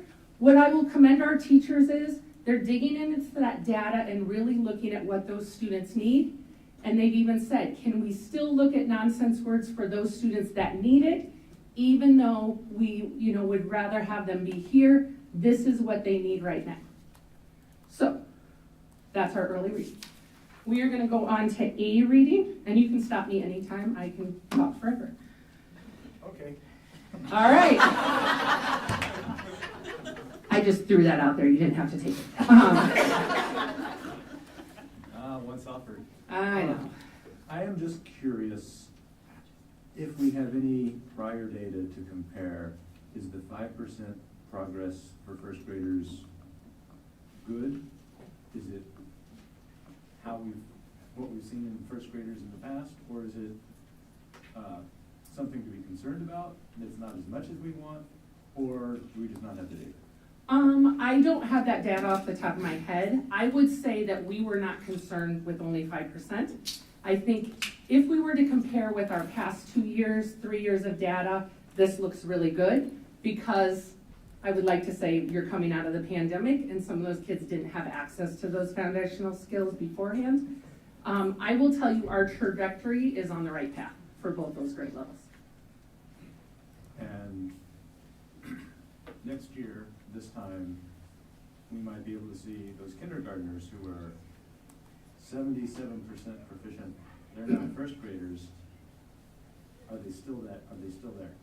And that's something that we always want to track, because that's the key for the data. This is one snapshot of time. It's the retention side of that. And so something that we're working on is really tracking. And what we saw last year is that we had a peak in kindergarten at this time, but what it showed when they came into first grade was that we weren't retaining that. And so it was one of those, I think without that explicit systematic instruction, there wasn't the retention. I could perform for you today, but in 4 months, I necessarily am not going to be able to. So I'm excited to see what happens, not only to next fall, but to this spring, because I truly believe with the system we have in place, Rhonda has been absolutely the driving force behind getting all of this done, that we will see that retention starting. Only time will tell. But I'm hopeful. Like, I'm excited to come talk to you again about that data. All right. A reading. So A reading is our test that we give for 2nd grade to 8th grade. And if you remember, 7th and 8th grade, this is the first year that they're taking the FAST as 7th and 8th graders. They've taken it before in the elementary, but prior to that we were using MAP, but we wanted to align that data a little bit better across that 2nd through 8th grade.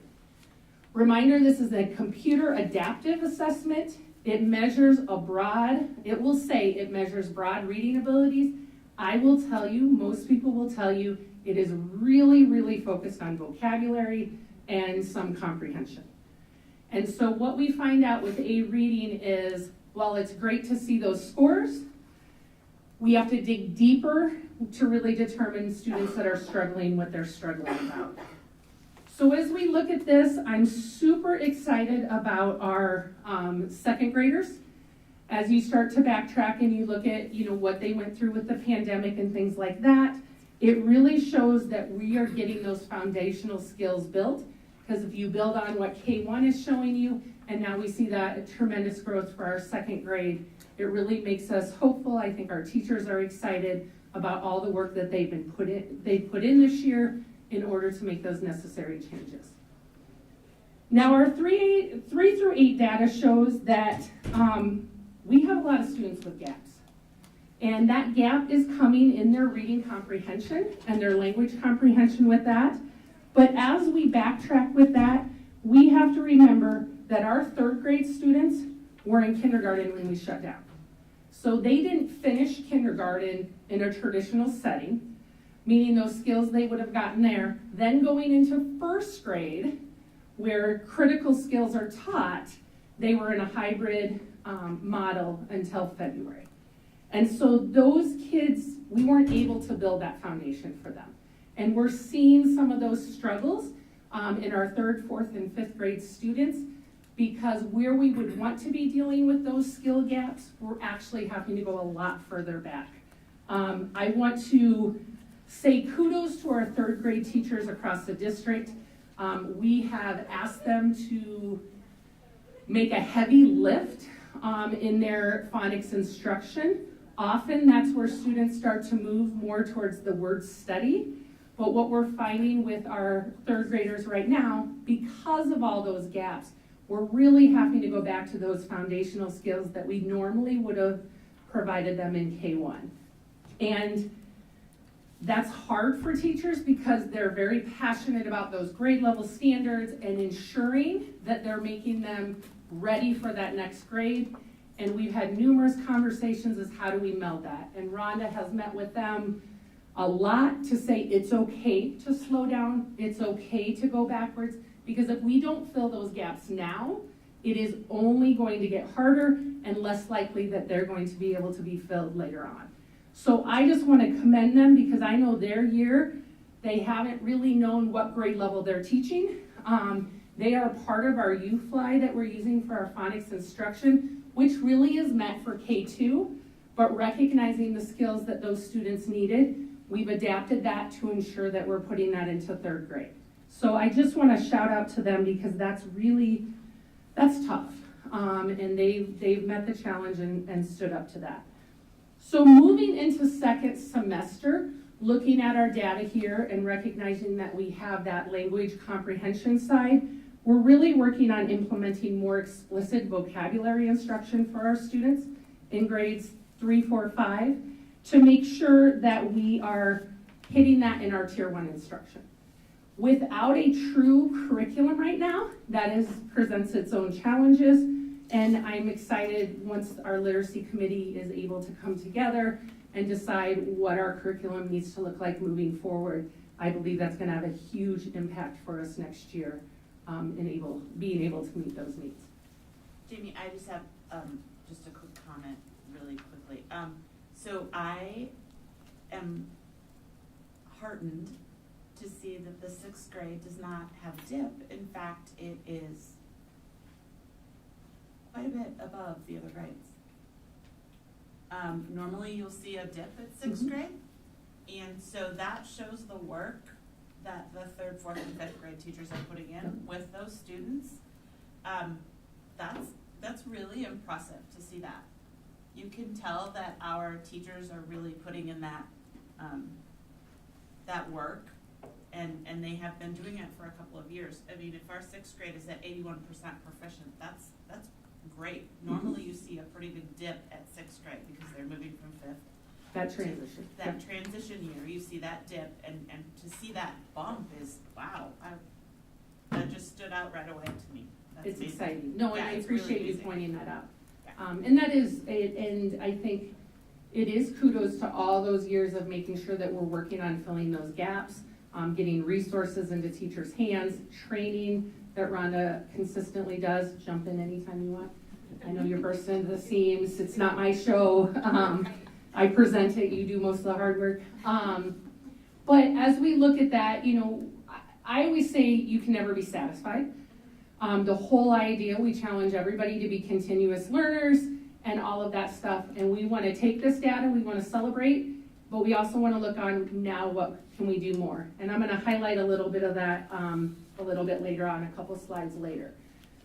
My next slide, though, what I really want to point out is the hard part with proficiency data is you miss a lot of student growth that is taking place because it can't always be measured by being proficient or non-proficient. And I'm going to give you an example when I look through some data to try to say, how do I explain that if you're not in the data? So my example is we have a 2nd grade student who could have scored a 416 in A reading in the fall.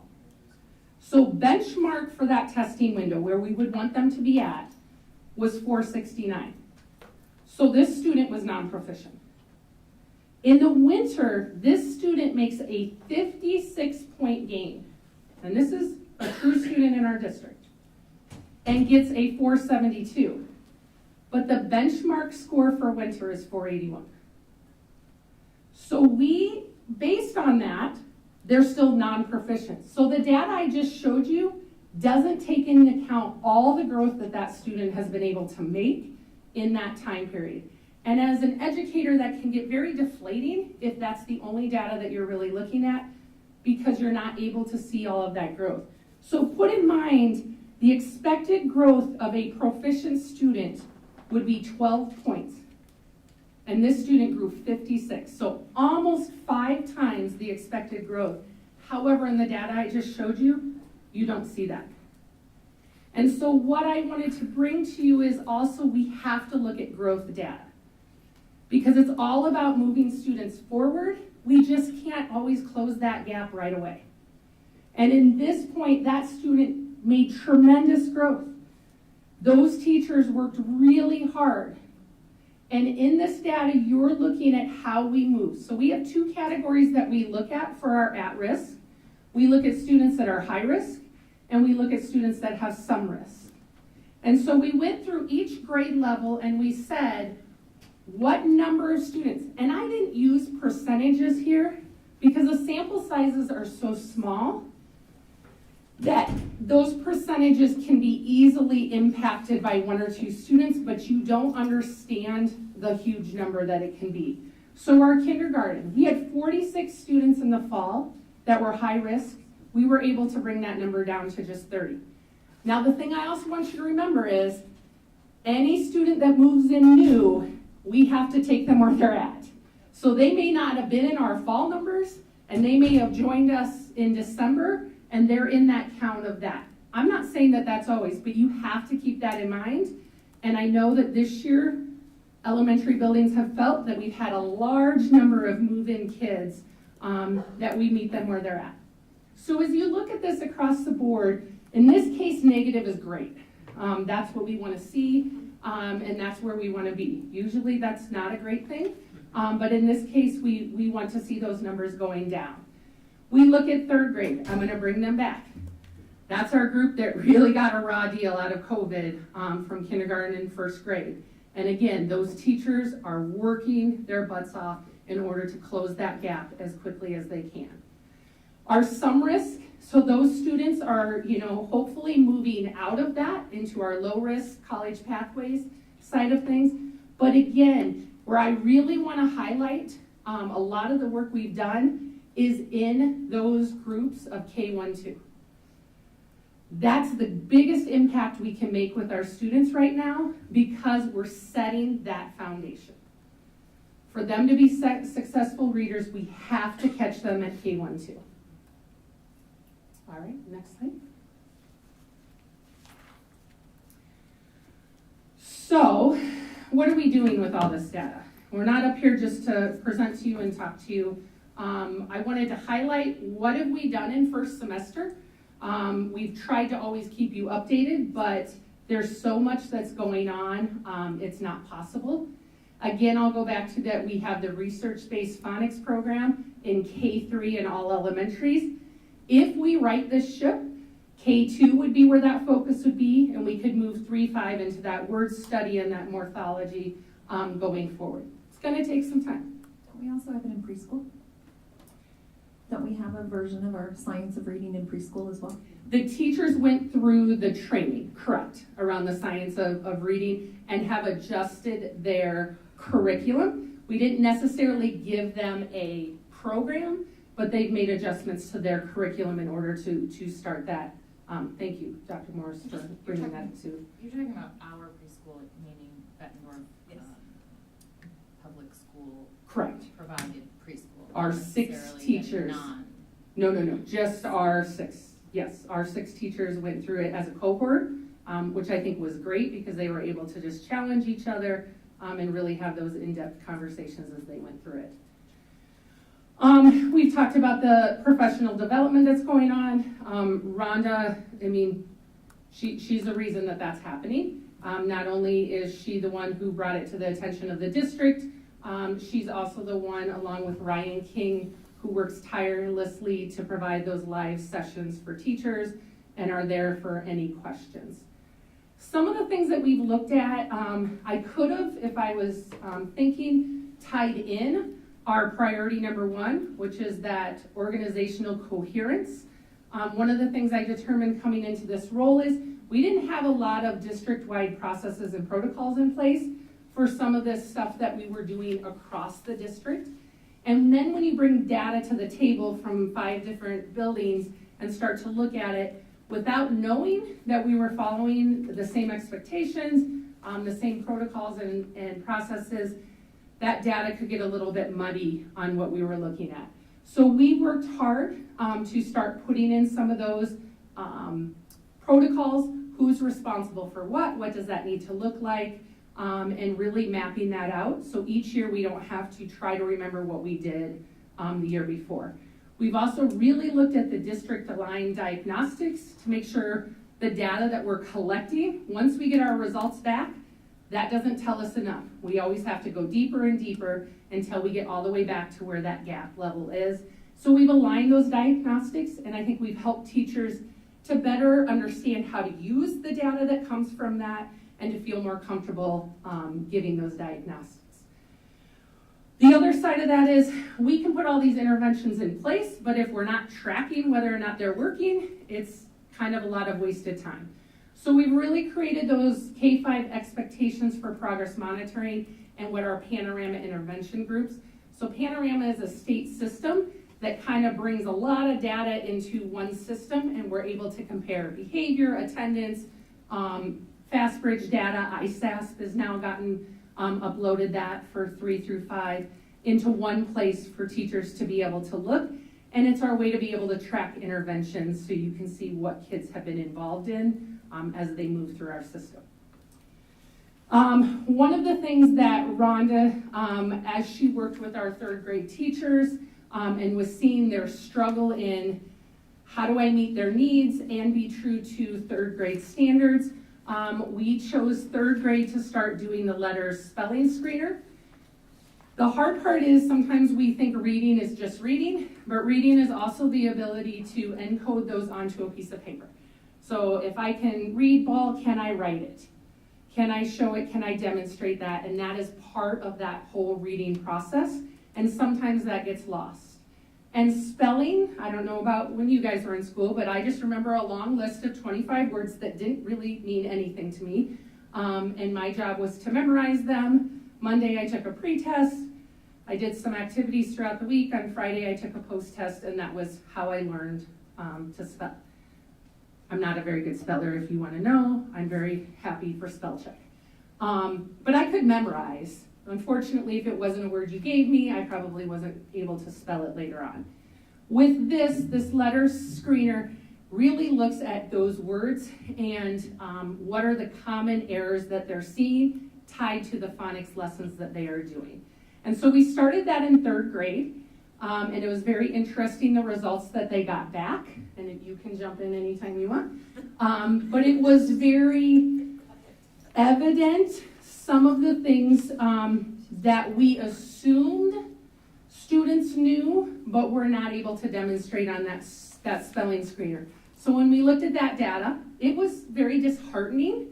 And once we got over the shock of what it was, then we got down to what are we going to do about it? And how are we going to make those adjustments in our literacy block in order to ensure that we're helping all of those students to close that gap? It became so popular that we have now extended it to everybody. 2 through 5 have given it, and kindergarten will give it in the spring. And it's something we're going to continue to do 3 times a year as we move forward. It's another way to check, to get information, and to guide our instruction as we're moving forward. That goes to our consistent data collection tools and reports. When we pull that data together, ideally, I would love to get where our instructional coaches are coming together and we're looking at district data together so that we can learn from each other. First, we had to decide how we were collecting that data, how we were going to present that data and look at it. Rhonda is spreadsheet wizard and can do all sorts of magical things with that. And she has created common cycle sheets, the second to last bullet, that is kind of a one-stop shop for teachers. If you've ever been in the world of Google Drive, there's just a lot in there and it's hard to find and know. She's been able to build off of sheets that were already used in the district and create it where teachers can see all of that information in one and use it as they start to group students for interventions and all of that. It all comes back to database decision making. Data can be scary. Data can be very hard for teachers. We're always okay looking at it by ourselves, but we don't want to open that up to everybody. It makes us very vulnerable.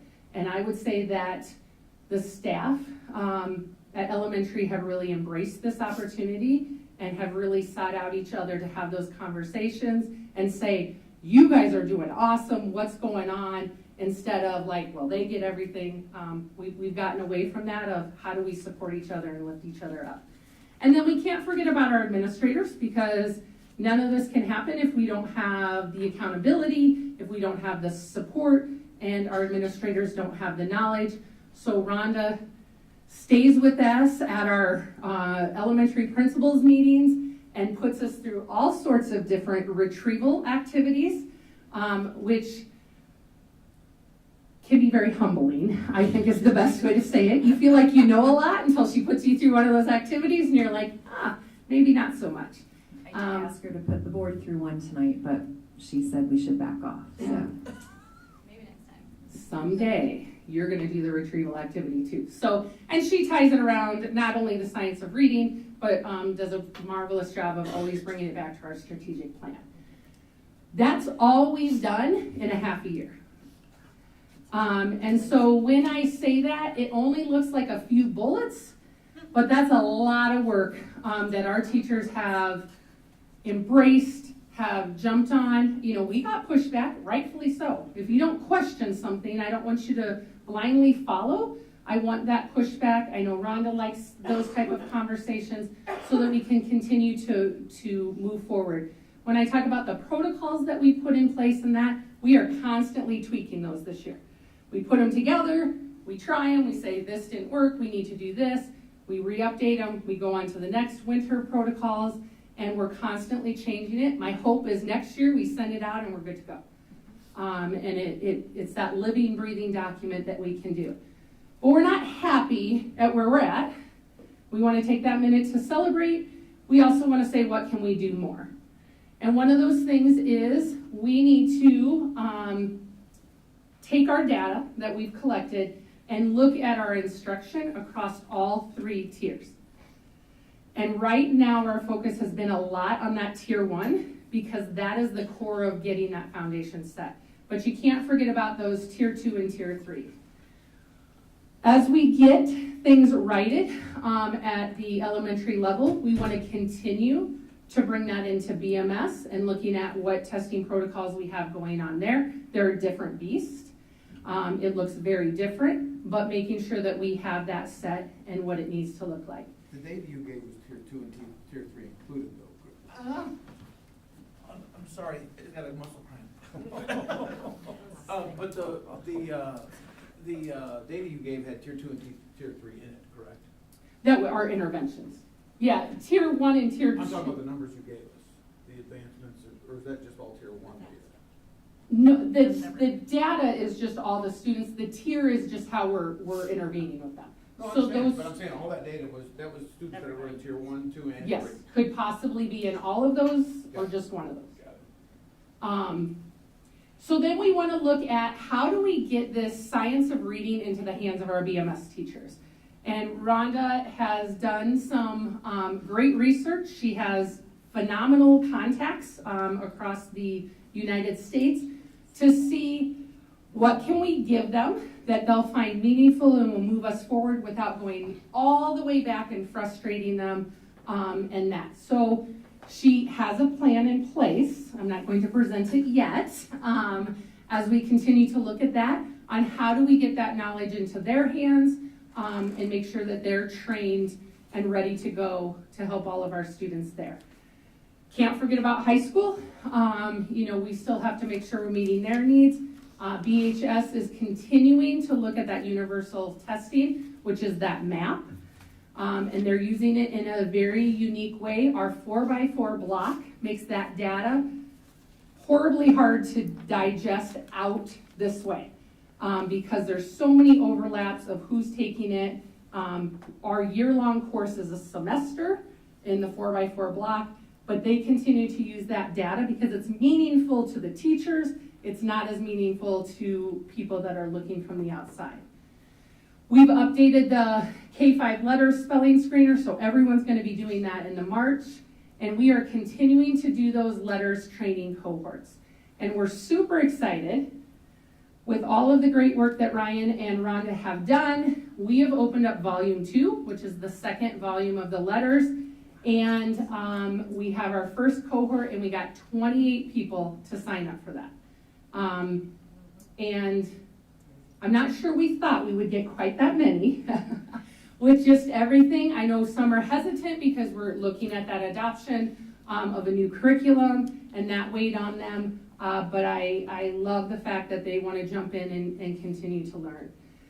With that, our ELA committee has been meeting since, I think, the end of October, if I go all the way back, and looking at our goal is we are going to be reaching a consensus about what to bring to the board, about what we need that ELA. I will say that team has worked really hard. They've had, we meet after school, we go till 5:30. We've pushed them to push each other, to ask the hard questions, and challenge them to look above what students can do now and really focus on where we need students to be. And that can be a big difference sometimes, and we have to remember that this is where we want to get them. How are we going to get them there? It may not seem like right now they're ready, but we're going to get them there. So I'll be excited to bring that proposal to you, to Dr. Morris, on where I think that we'll be heading as a team. So looking to 23-24, we're just going to have to continue to look at our curricular resources, making sure that we're tying everything back to our strategic plan, determining what those professional development needs. Just like kids, staff are all at different levels. A one-size-fits-all is okay to get that foundation built, just like students, but then after that we have to ensure that we're taking the time to meet all their needs. And our big push for next year is going to be looking at that flexible service delivery. And we're slowly starting to move towards that with some of the changes that we've made with our intervention time and our groupings, that I think that will be an easier transition than it would have been beforehand. So that's literacy. Don't worry, we have math coming up. But what questions do you have about literacy that I haven't answered, or Rhonda? She loves to talk about literacy.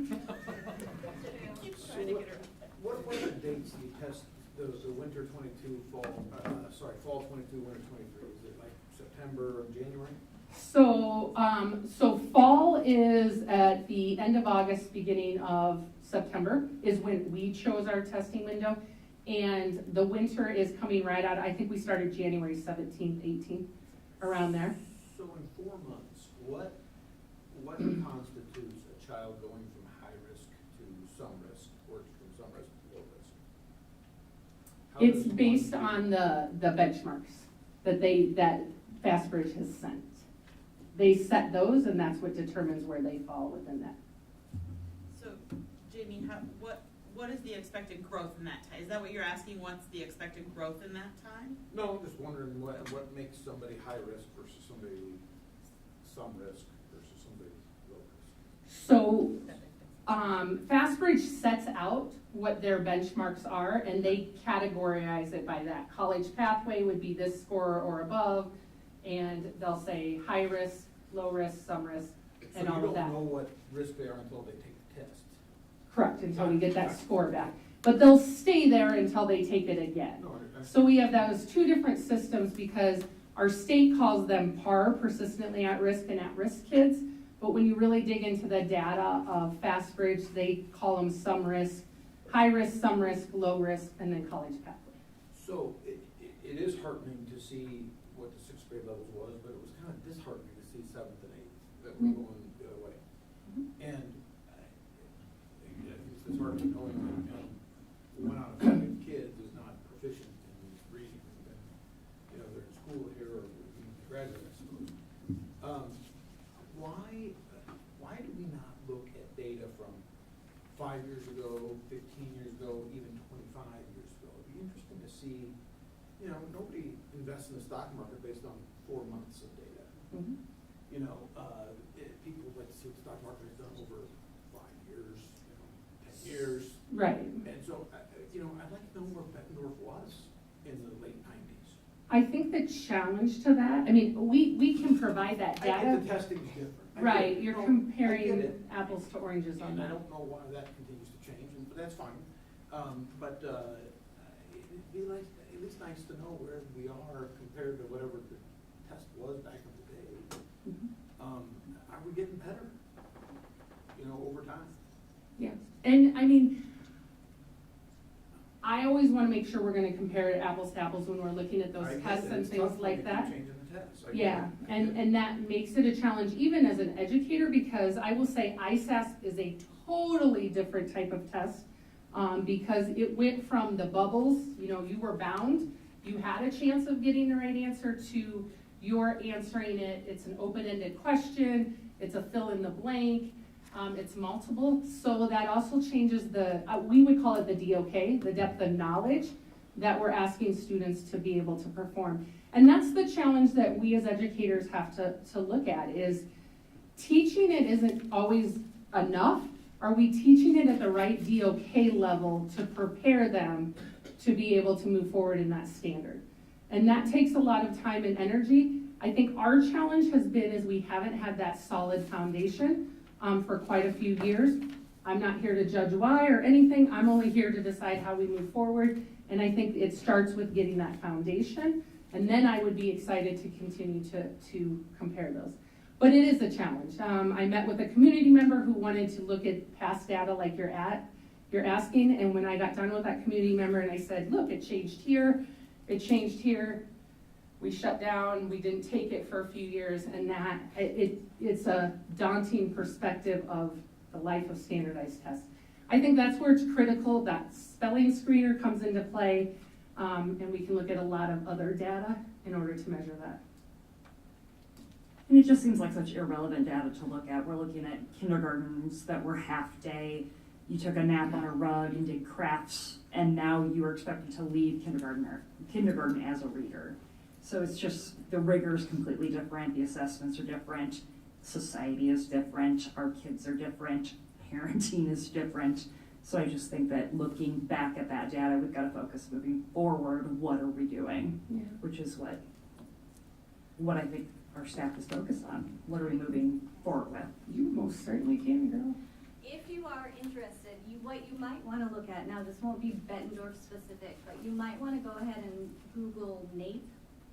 If you look at the NAEP, so NAEP is the National Assessment of Educational Progress, and it's a test that pulls groups from different areas. You can look at Iowa, it doesn't give us Bettendorf per se, but then you can see the trend. The first one was in '92. So that might give you a little bit better of an indicator. Then you can compare it to nationally, and unfortunately it's pretty much looks like a flat line. So there hasn't been market progress one way or the other, but given how much we've invested into literacy and how much we have researched and how much we have to that, now we know how we learn how to read, it's very silly that we are flat as a nation. Iowa outperforms the nation, but not by a whole lot. So that's kind of indicative of a concern overarching beyond just Bettendorf, but NAEP, N-A-E-P, that's what I look for. Yeah. Thank you. Anything else with literacy? Just before you move on, Jamie, I've heard phonics mentioned twice, which is music to my ears, okay? But it says K through 3 in all elementary buildings. Does it continue then in 4th or 5th or 6th or no? So that's where we move to word study, and we start to look at the morphology of words, the breakdown, the prefixes, the suffixes, where do they go? And you go, Paul. Those dinosaur words. That's how we all learn how to read. Right. I mean, and Years so, ago. I'll just speak for me. Well, I'm speaking. Correct. I was a whole language child, so we laugh, I don't know how many times, that I feel sit sorry with for kids and I would help kids at Armstrong and we'd be sounding out words and I think I would be right there with them. I can say it, but I can't necessarily sound it out, and I'm sorry if my dad's watching because it drives him nuts. I can't sound out words. So, it is that difference. And that's where we have to get more explicit instruction in that vocabulary, and that's what we're looking at as we look at our literacy curriculums that we might possibly adopt, is does it have that word study built into there? Because right now it is standards, but we just don't have those resources in our teachers' hands on how to do that. So it just changes from phonics to that word study, but it's in that same family. Thank you. Yep. Math. So our first slide with math, if you look at our friends from Mark Twain, I don't know if you remember a few years ago, they had a neighbor named Max, and his house burnt down, and he lived right by Mark Twain. They did a great fundraiser for him, presented him with, all of these things. Well, Max turned 100 this year. So this group decided to make him a birthday cards for his 100th birthday. And so as we take our walk down math, we can think about Max being 100 years old. So, so we're back to kind of the same type of early math, again, is measuring that accuracy and that automaticity of basic facts and operations. It's also given one-on-one to students. Our data here doesn't necessarily look the same as it does with our reading. I will say we're diving a little bit deeper into this, and what we're starting to find as we look at our data is the order in which the screener is screening that isn't necessarily in line with the units that we have. And it doesn't make one right or wrong. It just means that this point in time doesn't necessarily reflect that they've been given access to the instruction of all the things that that screener is, because the units are just in maybe different orders than what the screener sees as the development. Would you therefore predict or expect that in the spring assessment, when all of the units or more of the units... Did you read my notes? Yes, that would be what I'm expecting to see and hoping to be able to bring back to you, is that once all of those units are covered and we have that, we should see that difference in the spring. And that goes with our A reading or our A math side of things too, and that data, because that's just an adaptive test that just does a broad concepts in math, and if it hasn't come across our units yet, it makes it a little bit more challenging for our students. It doesn't mean they don't necessarily know it, although it's going to look like that. We just haven't exposed them to that in our Tier 1 curriculum. That's my hypothesis. So when I stand up in the spring, we're going to see if that is a correct hypothesis. Fair enough. Okay. And I assume that's just a little typo. It should say early math on this. Yeah. Oh, it should. Bar graph slide. Thank you. So our next one is A math. And so what we're looking here again is that percent proficient. Can you move it down just slightly? Okay.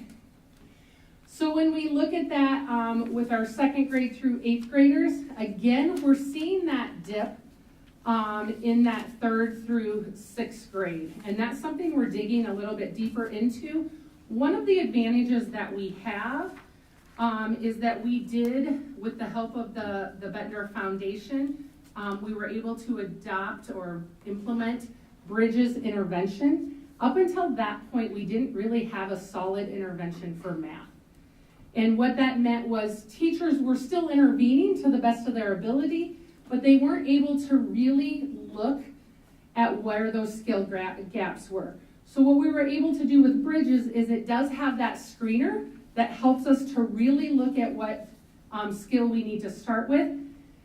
I don't think we saw the true effects of Bridges because we didn't get it until partway through the fall. And then of course we needed to train. So we trained our AIs, our special ed teachers, and our instructional coaches because it took time. And then they went back to their buildings and worked to train their classroom teachers, because this is an intervention that can be used across the board just based on what those student needs are. So I'm excited to see how that plays a part in moving forward into the 2nd semester, because they're more comfortable with it. We've also done a lot of work at looking at our intervention groups and rearranging not only the staffing, the times, and all of that in order to provide more opportunities for math interventions, And now teachers have a little bit more confidence in being able to intervene because they have a resource. Do you ever look at how, like you mentioned, there's when so many points means a child's proficient at this test, and then the next test is higher than the points. Do you ever look at how many, on average, how many points off proficient we are in that group of kids? Like say the second grade winter, your 20% aren't proficient. How far off are we? Do you ever look at that? I mean, I feel like that'd be interesting because those 20% of students, they don't know nothing. They know a lot. Well, and when we, so it'd be interesting to see. Non-proficient is a huge side of that. So we have what we would call those bubble kids, and I don't know where the term came, but since I've known, we've always called them the bubble kids. Right on the bubble. Yeah, they're right on there. They're on the bubble of being proficient. And so you have the bubble kids that are just barely proficient, but they'll show up on here as proficient. So you're thinking they're good to go, and one question wrong could bring them under to non-proficient. And then you have the non-proficient, like you said, that are one. So we do look at that when we look at growth. How far away are they?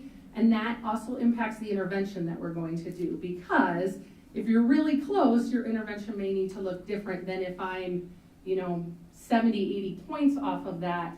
I'm gonna need a little bit more intensive and probably gonna have to go back a lot of skills in order to close that gap. So we don't necessarily look at it to present it like this, but our teachers are constantly looking at that to see. And that's where, if into our next slide, brings us into that risk differential. This is that growth piece. How are we moving those kids out of there? When we look at that, look at second grade, those 11 kids that are left in that high risk, we would dig down to see how close are they, what interventions have they been receiving, what are we doing to make that difference for them. And Jamie, I just want to, so also then, when you look at the two, right? So you've got number of high-risk kids in kindergarten. We had 10 kids who moved from high risk. Some of them may have gone to some risk, and some of them may have gone to no risk, and we don't really have that data up here, right? Correct. So I think that's part of what you're asking is how far off are they, right? So we've got 10 kids who moved from high risk at least to some risk, and correct, and could have been further. Yes. Yep. Now this is following on that. We've got sort of two different categorization schemes. We've got proficient, non-proficient. and Richard, we've got- you need to use the microphone. We've got proficient, non-proficient, and we've got high risk, some risk, low risk. If you're low risk, does that mean you're proficient or you're still non-proficient? Or does you're low proficient. risk stretch across those bubble kids? It doesn't stretch. I mean, in the terms of proficiency, they're seen as proficient, but they could be that bubble kid that's barely proficient, and tomorrow we test them. What? If Yeah. you're proficient, you're You're low low risk. risk or college pathway. And That's what they label fair it. enough. And if you're non-proficient, you're either high risk or some risk. Correct. And fill in the high risk of what? The high risk of needing intensive intervention. Like if this continues, they're not going to be So this is sort of successful. it relates to, but is not the same as when we're looking at dropout risk. Well, yeah, yes and no.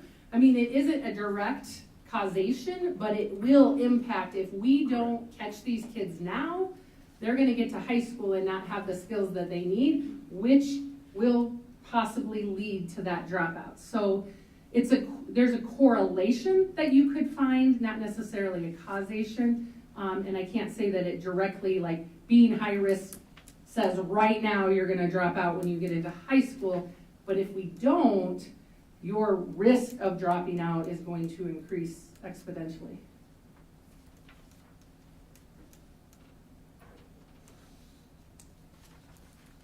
Any other questions with that? So we did the same thing with math, and I will own we've really focused heavily on, can you go to my next slide? Thanks. We've really focused heavily right now on that literacy and the science for reading. Not to say we're not still doing things in math, but we did know that that was something we definitely needed to get in place. I will also say math is very different than a lot of years ago where it was just problems that you did, and it's a lot of reading in there. So if you have a student who's already struggling in reading, math can also be that challenge because we're incorporating more of that in there. So first semester advances, some of this is very similar. When we look at aligning our protocols, our processes, how we're going to use our diagnostics, that's for literacy and math as we're looking at this. We've really looked at our district in grade level PLCs, so that's where we bring all the third grade teachers together as a district to talk about things and look at things. Looking at those instructional minutes, how can we revamp those? Where do we need to go with that? And we're going to continue to do that as we go into next year. It's hard mid-year to do a lot of changing, although I will give our staff credit. They, when given the challenge of looking at their blocks for both literacy and math, they really took a hard look and made the needed changes right here in the middle of the year to ensure we're meeting student needs. We're continuing with that database decision making, looking at our regroupings. My next slide is going to show you the impact that we're having. Prior to this, when you had intervention, there's only so much time and so many people. It's always a limitation that we have along with money. As we start to look at that, we were able to, with tremendous help from Rhonda and sitting down with the different groups, of looking at that intervention time and ensuring we're getting those interventions for math in there for those students, not only by pull out, but within that classroom. And I really credit that to them now having a resource to be able to do that versus trying to just hunt it down themselves and try to recreate that. Often, and I don't want to say always, often our elementary teachers are much more comfortable with the reading, literacy side of things, and math maybe is not their true love. And so then when you ask them to intervene with something they're maybe not as confident in without a resource, it can play a big impact for that. So as we look to second semester, we are going to continue to update our data and look at those instructional adjustments. One of the things that we are working on, and Marty, I don't know if she's still here. All right, Marty, good job, you haven't left. But one of the things that we're working on is sometimes we can describe what we want something to look like, but if you haven't seen it, and you, in your mind, I go back to when I coached basketball. Like the play looked really good in my mind, like it was gonna score every time, but somehow when we put it out on the court to implement, it didn't look so good. And so you lose that faith in that, is trying to get some exemplar videos of K-5, our own K-5 teachers teaching Tier 1 math instruction so we can use that to help other teachers and our administration. What am I going to look for as an administrator when I go into a math classroom? If I don't come from a math background, I don't know necessarily what to look for. I don't know how to provide that feedback, and then I don't know what professional development that my teachers need. And so part of that is also training our administrators of this is what it should sound like, look like, and be like. And often in those observations or walking through the classrooms, it's the students that you want to be looking at. What are the students doing? How are the students engaged? It isn't necessarily just on the instruction, it's those students, and once you see what they should be doing, what it should sound like and look like for them, that plays a big impact on where we need to move forward. We're looking at that professional development for our elementary principals, expanding the resources available to staff for math interventionists. We have an opportunity that we're going to send the BMS math interventionist and one of their special ed teachers to an intensive training, which AEA? Heartland? We're just gonna pick one, Heartland. Don't quote me on that. But part of that is going to be is those upper grades. That can be really hard to intervene. They've had a bad taste in math. Math is one of those subjects, and being a former math teacher, where it's okay to admit you're bad at math. Seldom will people say, I'm a bad reader, or I don't know how to read. But people don't hesitate to say, I was bad at math, I hate math, I can't do math.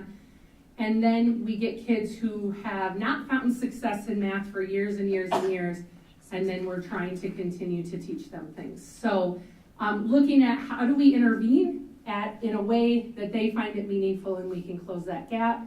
And then we looked at adjusting our intervention times. And so my next slide is going to show you kind of what we did and the impact that it had.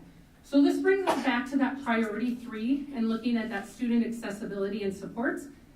This is great data, but what are we doing? And so as we sat down, when we do a testing cycle, we'll take all of that data, and then we'll group students based on that data. And they'll meet as a team, different types of teams, the AIs, the coaches, the principal, to look at that initial data. They'll take that data, and then they'll meet with those grade level teams. And this is happening now across the district at all grade levels and all buildings. When they sit there, they've got to decide, what do those groups need to look like? How do we set those interventions up for both literacy and for math?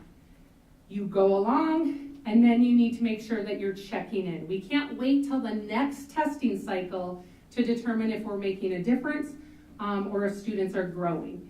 And so then we have what we call regrouping meetings. We meet again, we look at our progress monitoring, what changes might we need to make? Is Jamie making the growth she needs to? She's ready to maybe move, she's moving faster than her group, so we need to put her into this group, or is she not making that growth, but her group is, so we need to move her here.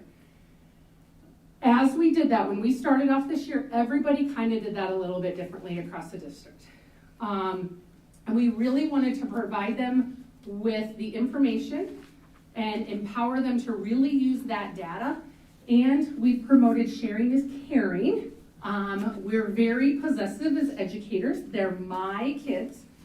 So if I'm a 5C teachers, those kids are my kids. And that's great. I would not want it any other way. But it's our kids. We have to change that, and we share them. And if interventions need to look like 2 from this class, 1 from this, and 1 from mine, that's great.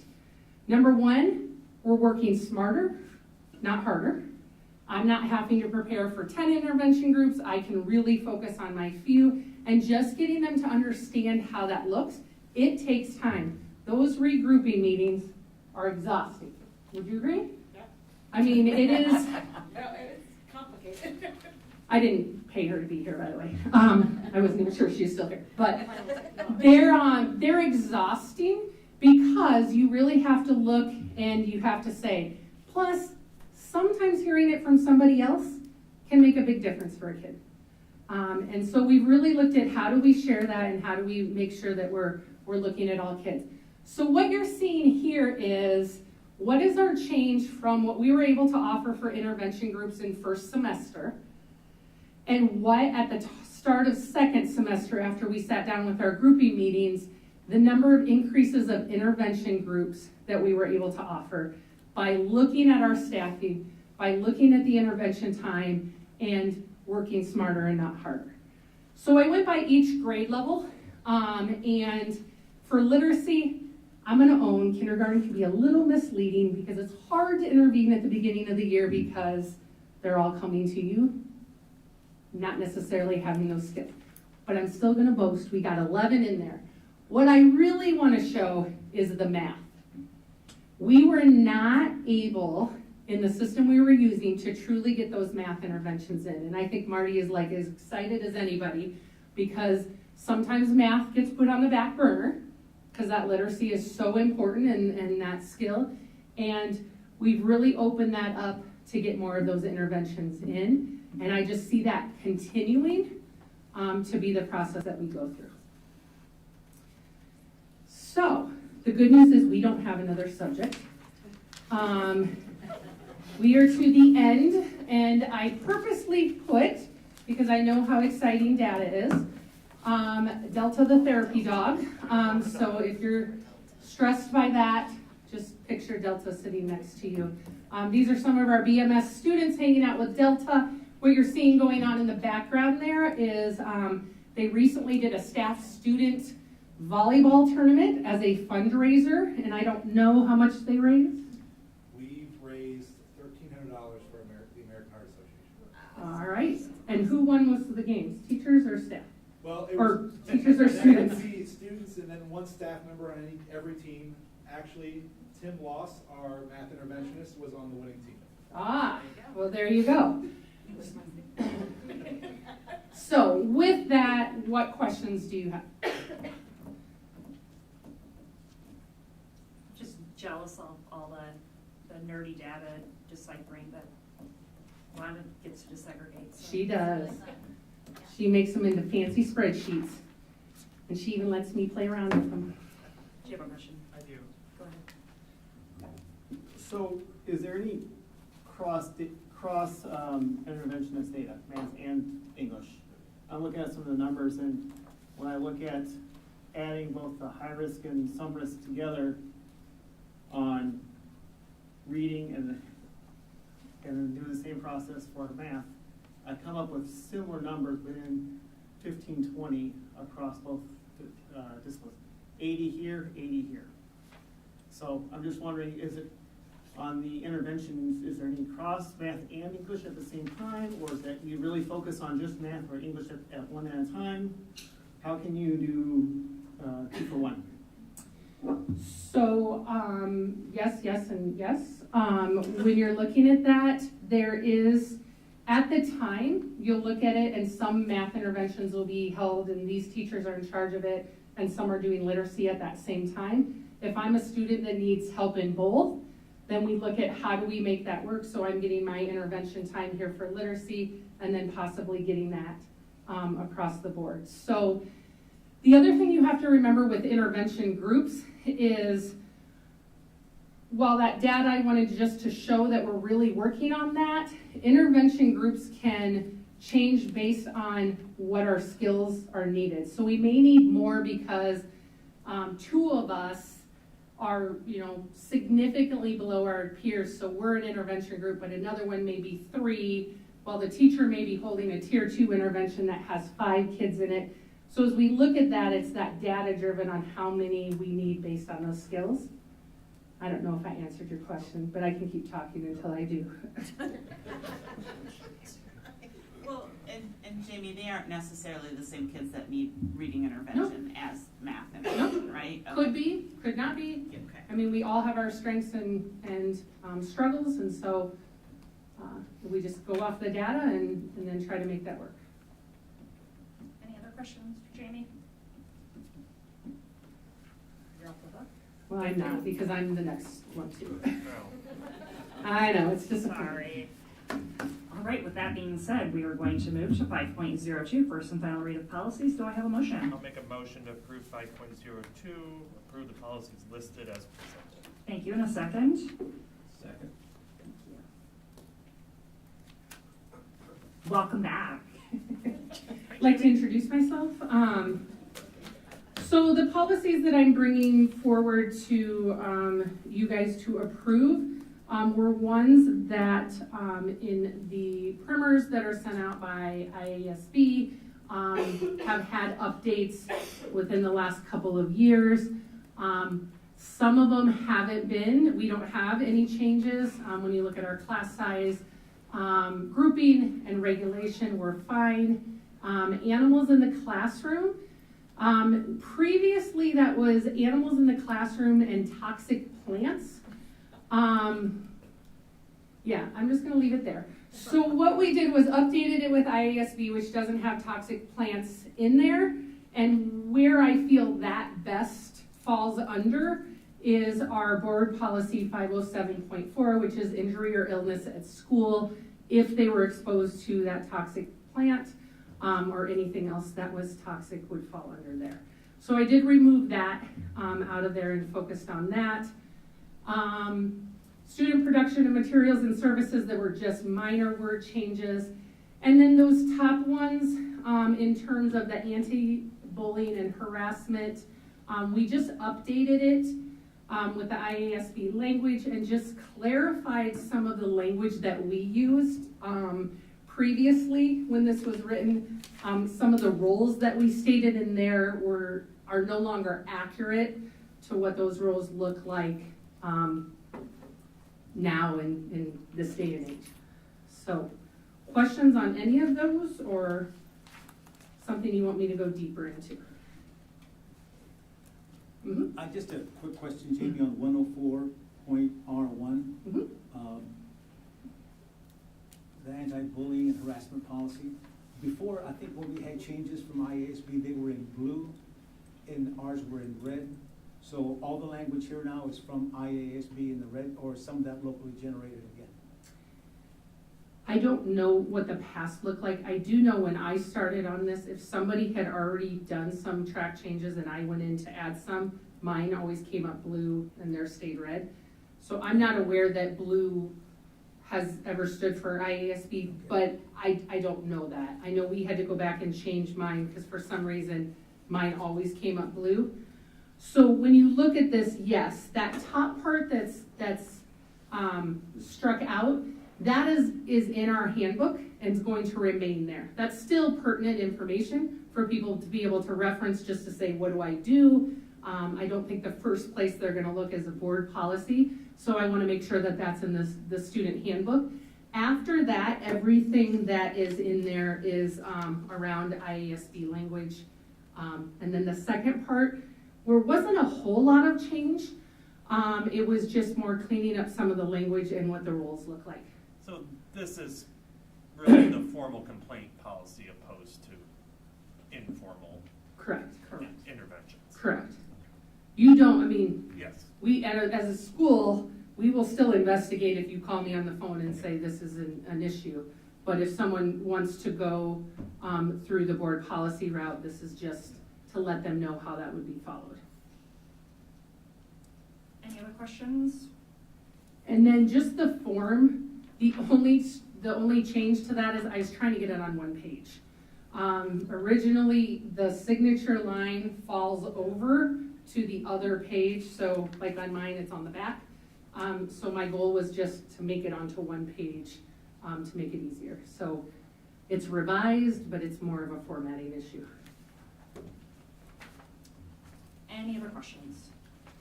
All right, hearing none, roll call. Director Dorder? Yes. Director Eastman? Yes. Director Lynch? Yes. Director Pevich? Yes. Director Smithson? Yes. Director Castro? Yes. Director Champion? Yes. Motion carried 7-0. Thank you. Thanks, Jamie. That brings us to 5.03, revised December financials. Do I have a motion? I move that we approve the revised December financials as presented. And a second, please. Second. Dr. Morris. Absolutely. So last month, if you recall, our district accountant had just started a couple weeks before our board meeting. On the last time when we presented these in January, the column fiscal year 23 year to date, those numbers have not changed. What happened, there was an error in rolling the other months forward. So fiscal year 19, 20, 21, 22, in terms of bringing them up to year to date December, they reflected the year to date for November. What I've also learned as I was working with Lane to get the January financials ready is the way these original templates were set up. If two of us are in them at the same time, it depends on who opens it as to which person's changes change. So it could have very well been I screwed her up in when she had done this in December, or in January for December financials, in the sense that I was trying to help. But nonetheless, what those columns the first time around reflected were November's year-to-dates when they should have really reflected December year-to-date. They were already board approved by you in those previous years. It was just that data had not rolled forward. All of the numbers that were new, that needed to be updated for the December column, have not changed since we were with you at the end of January.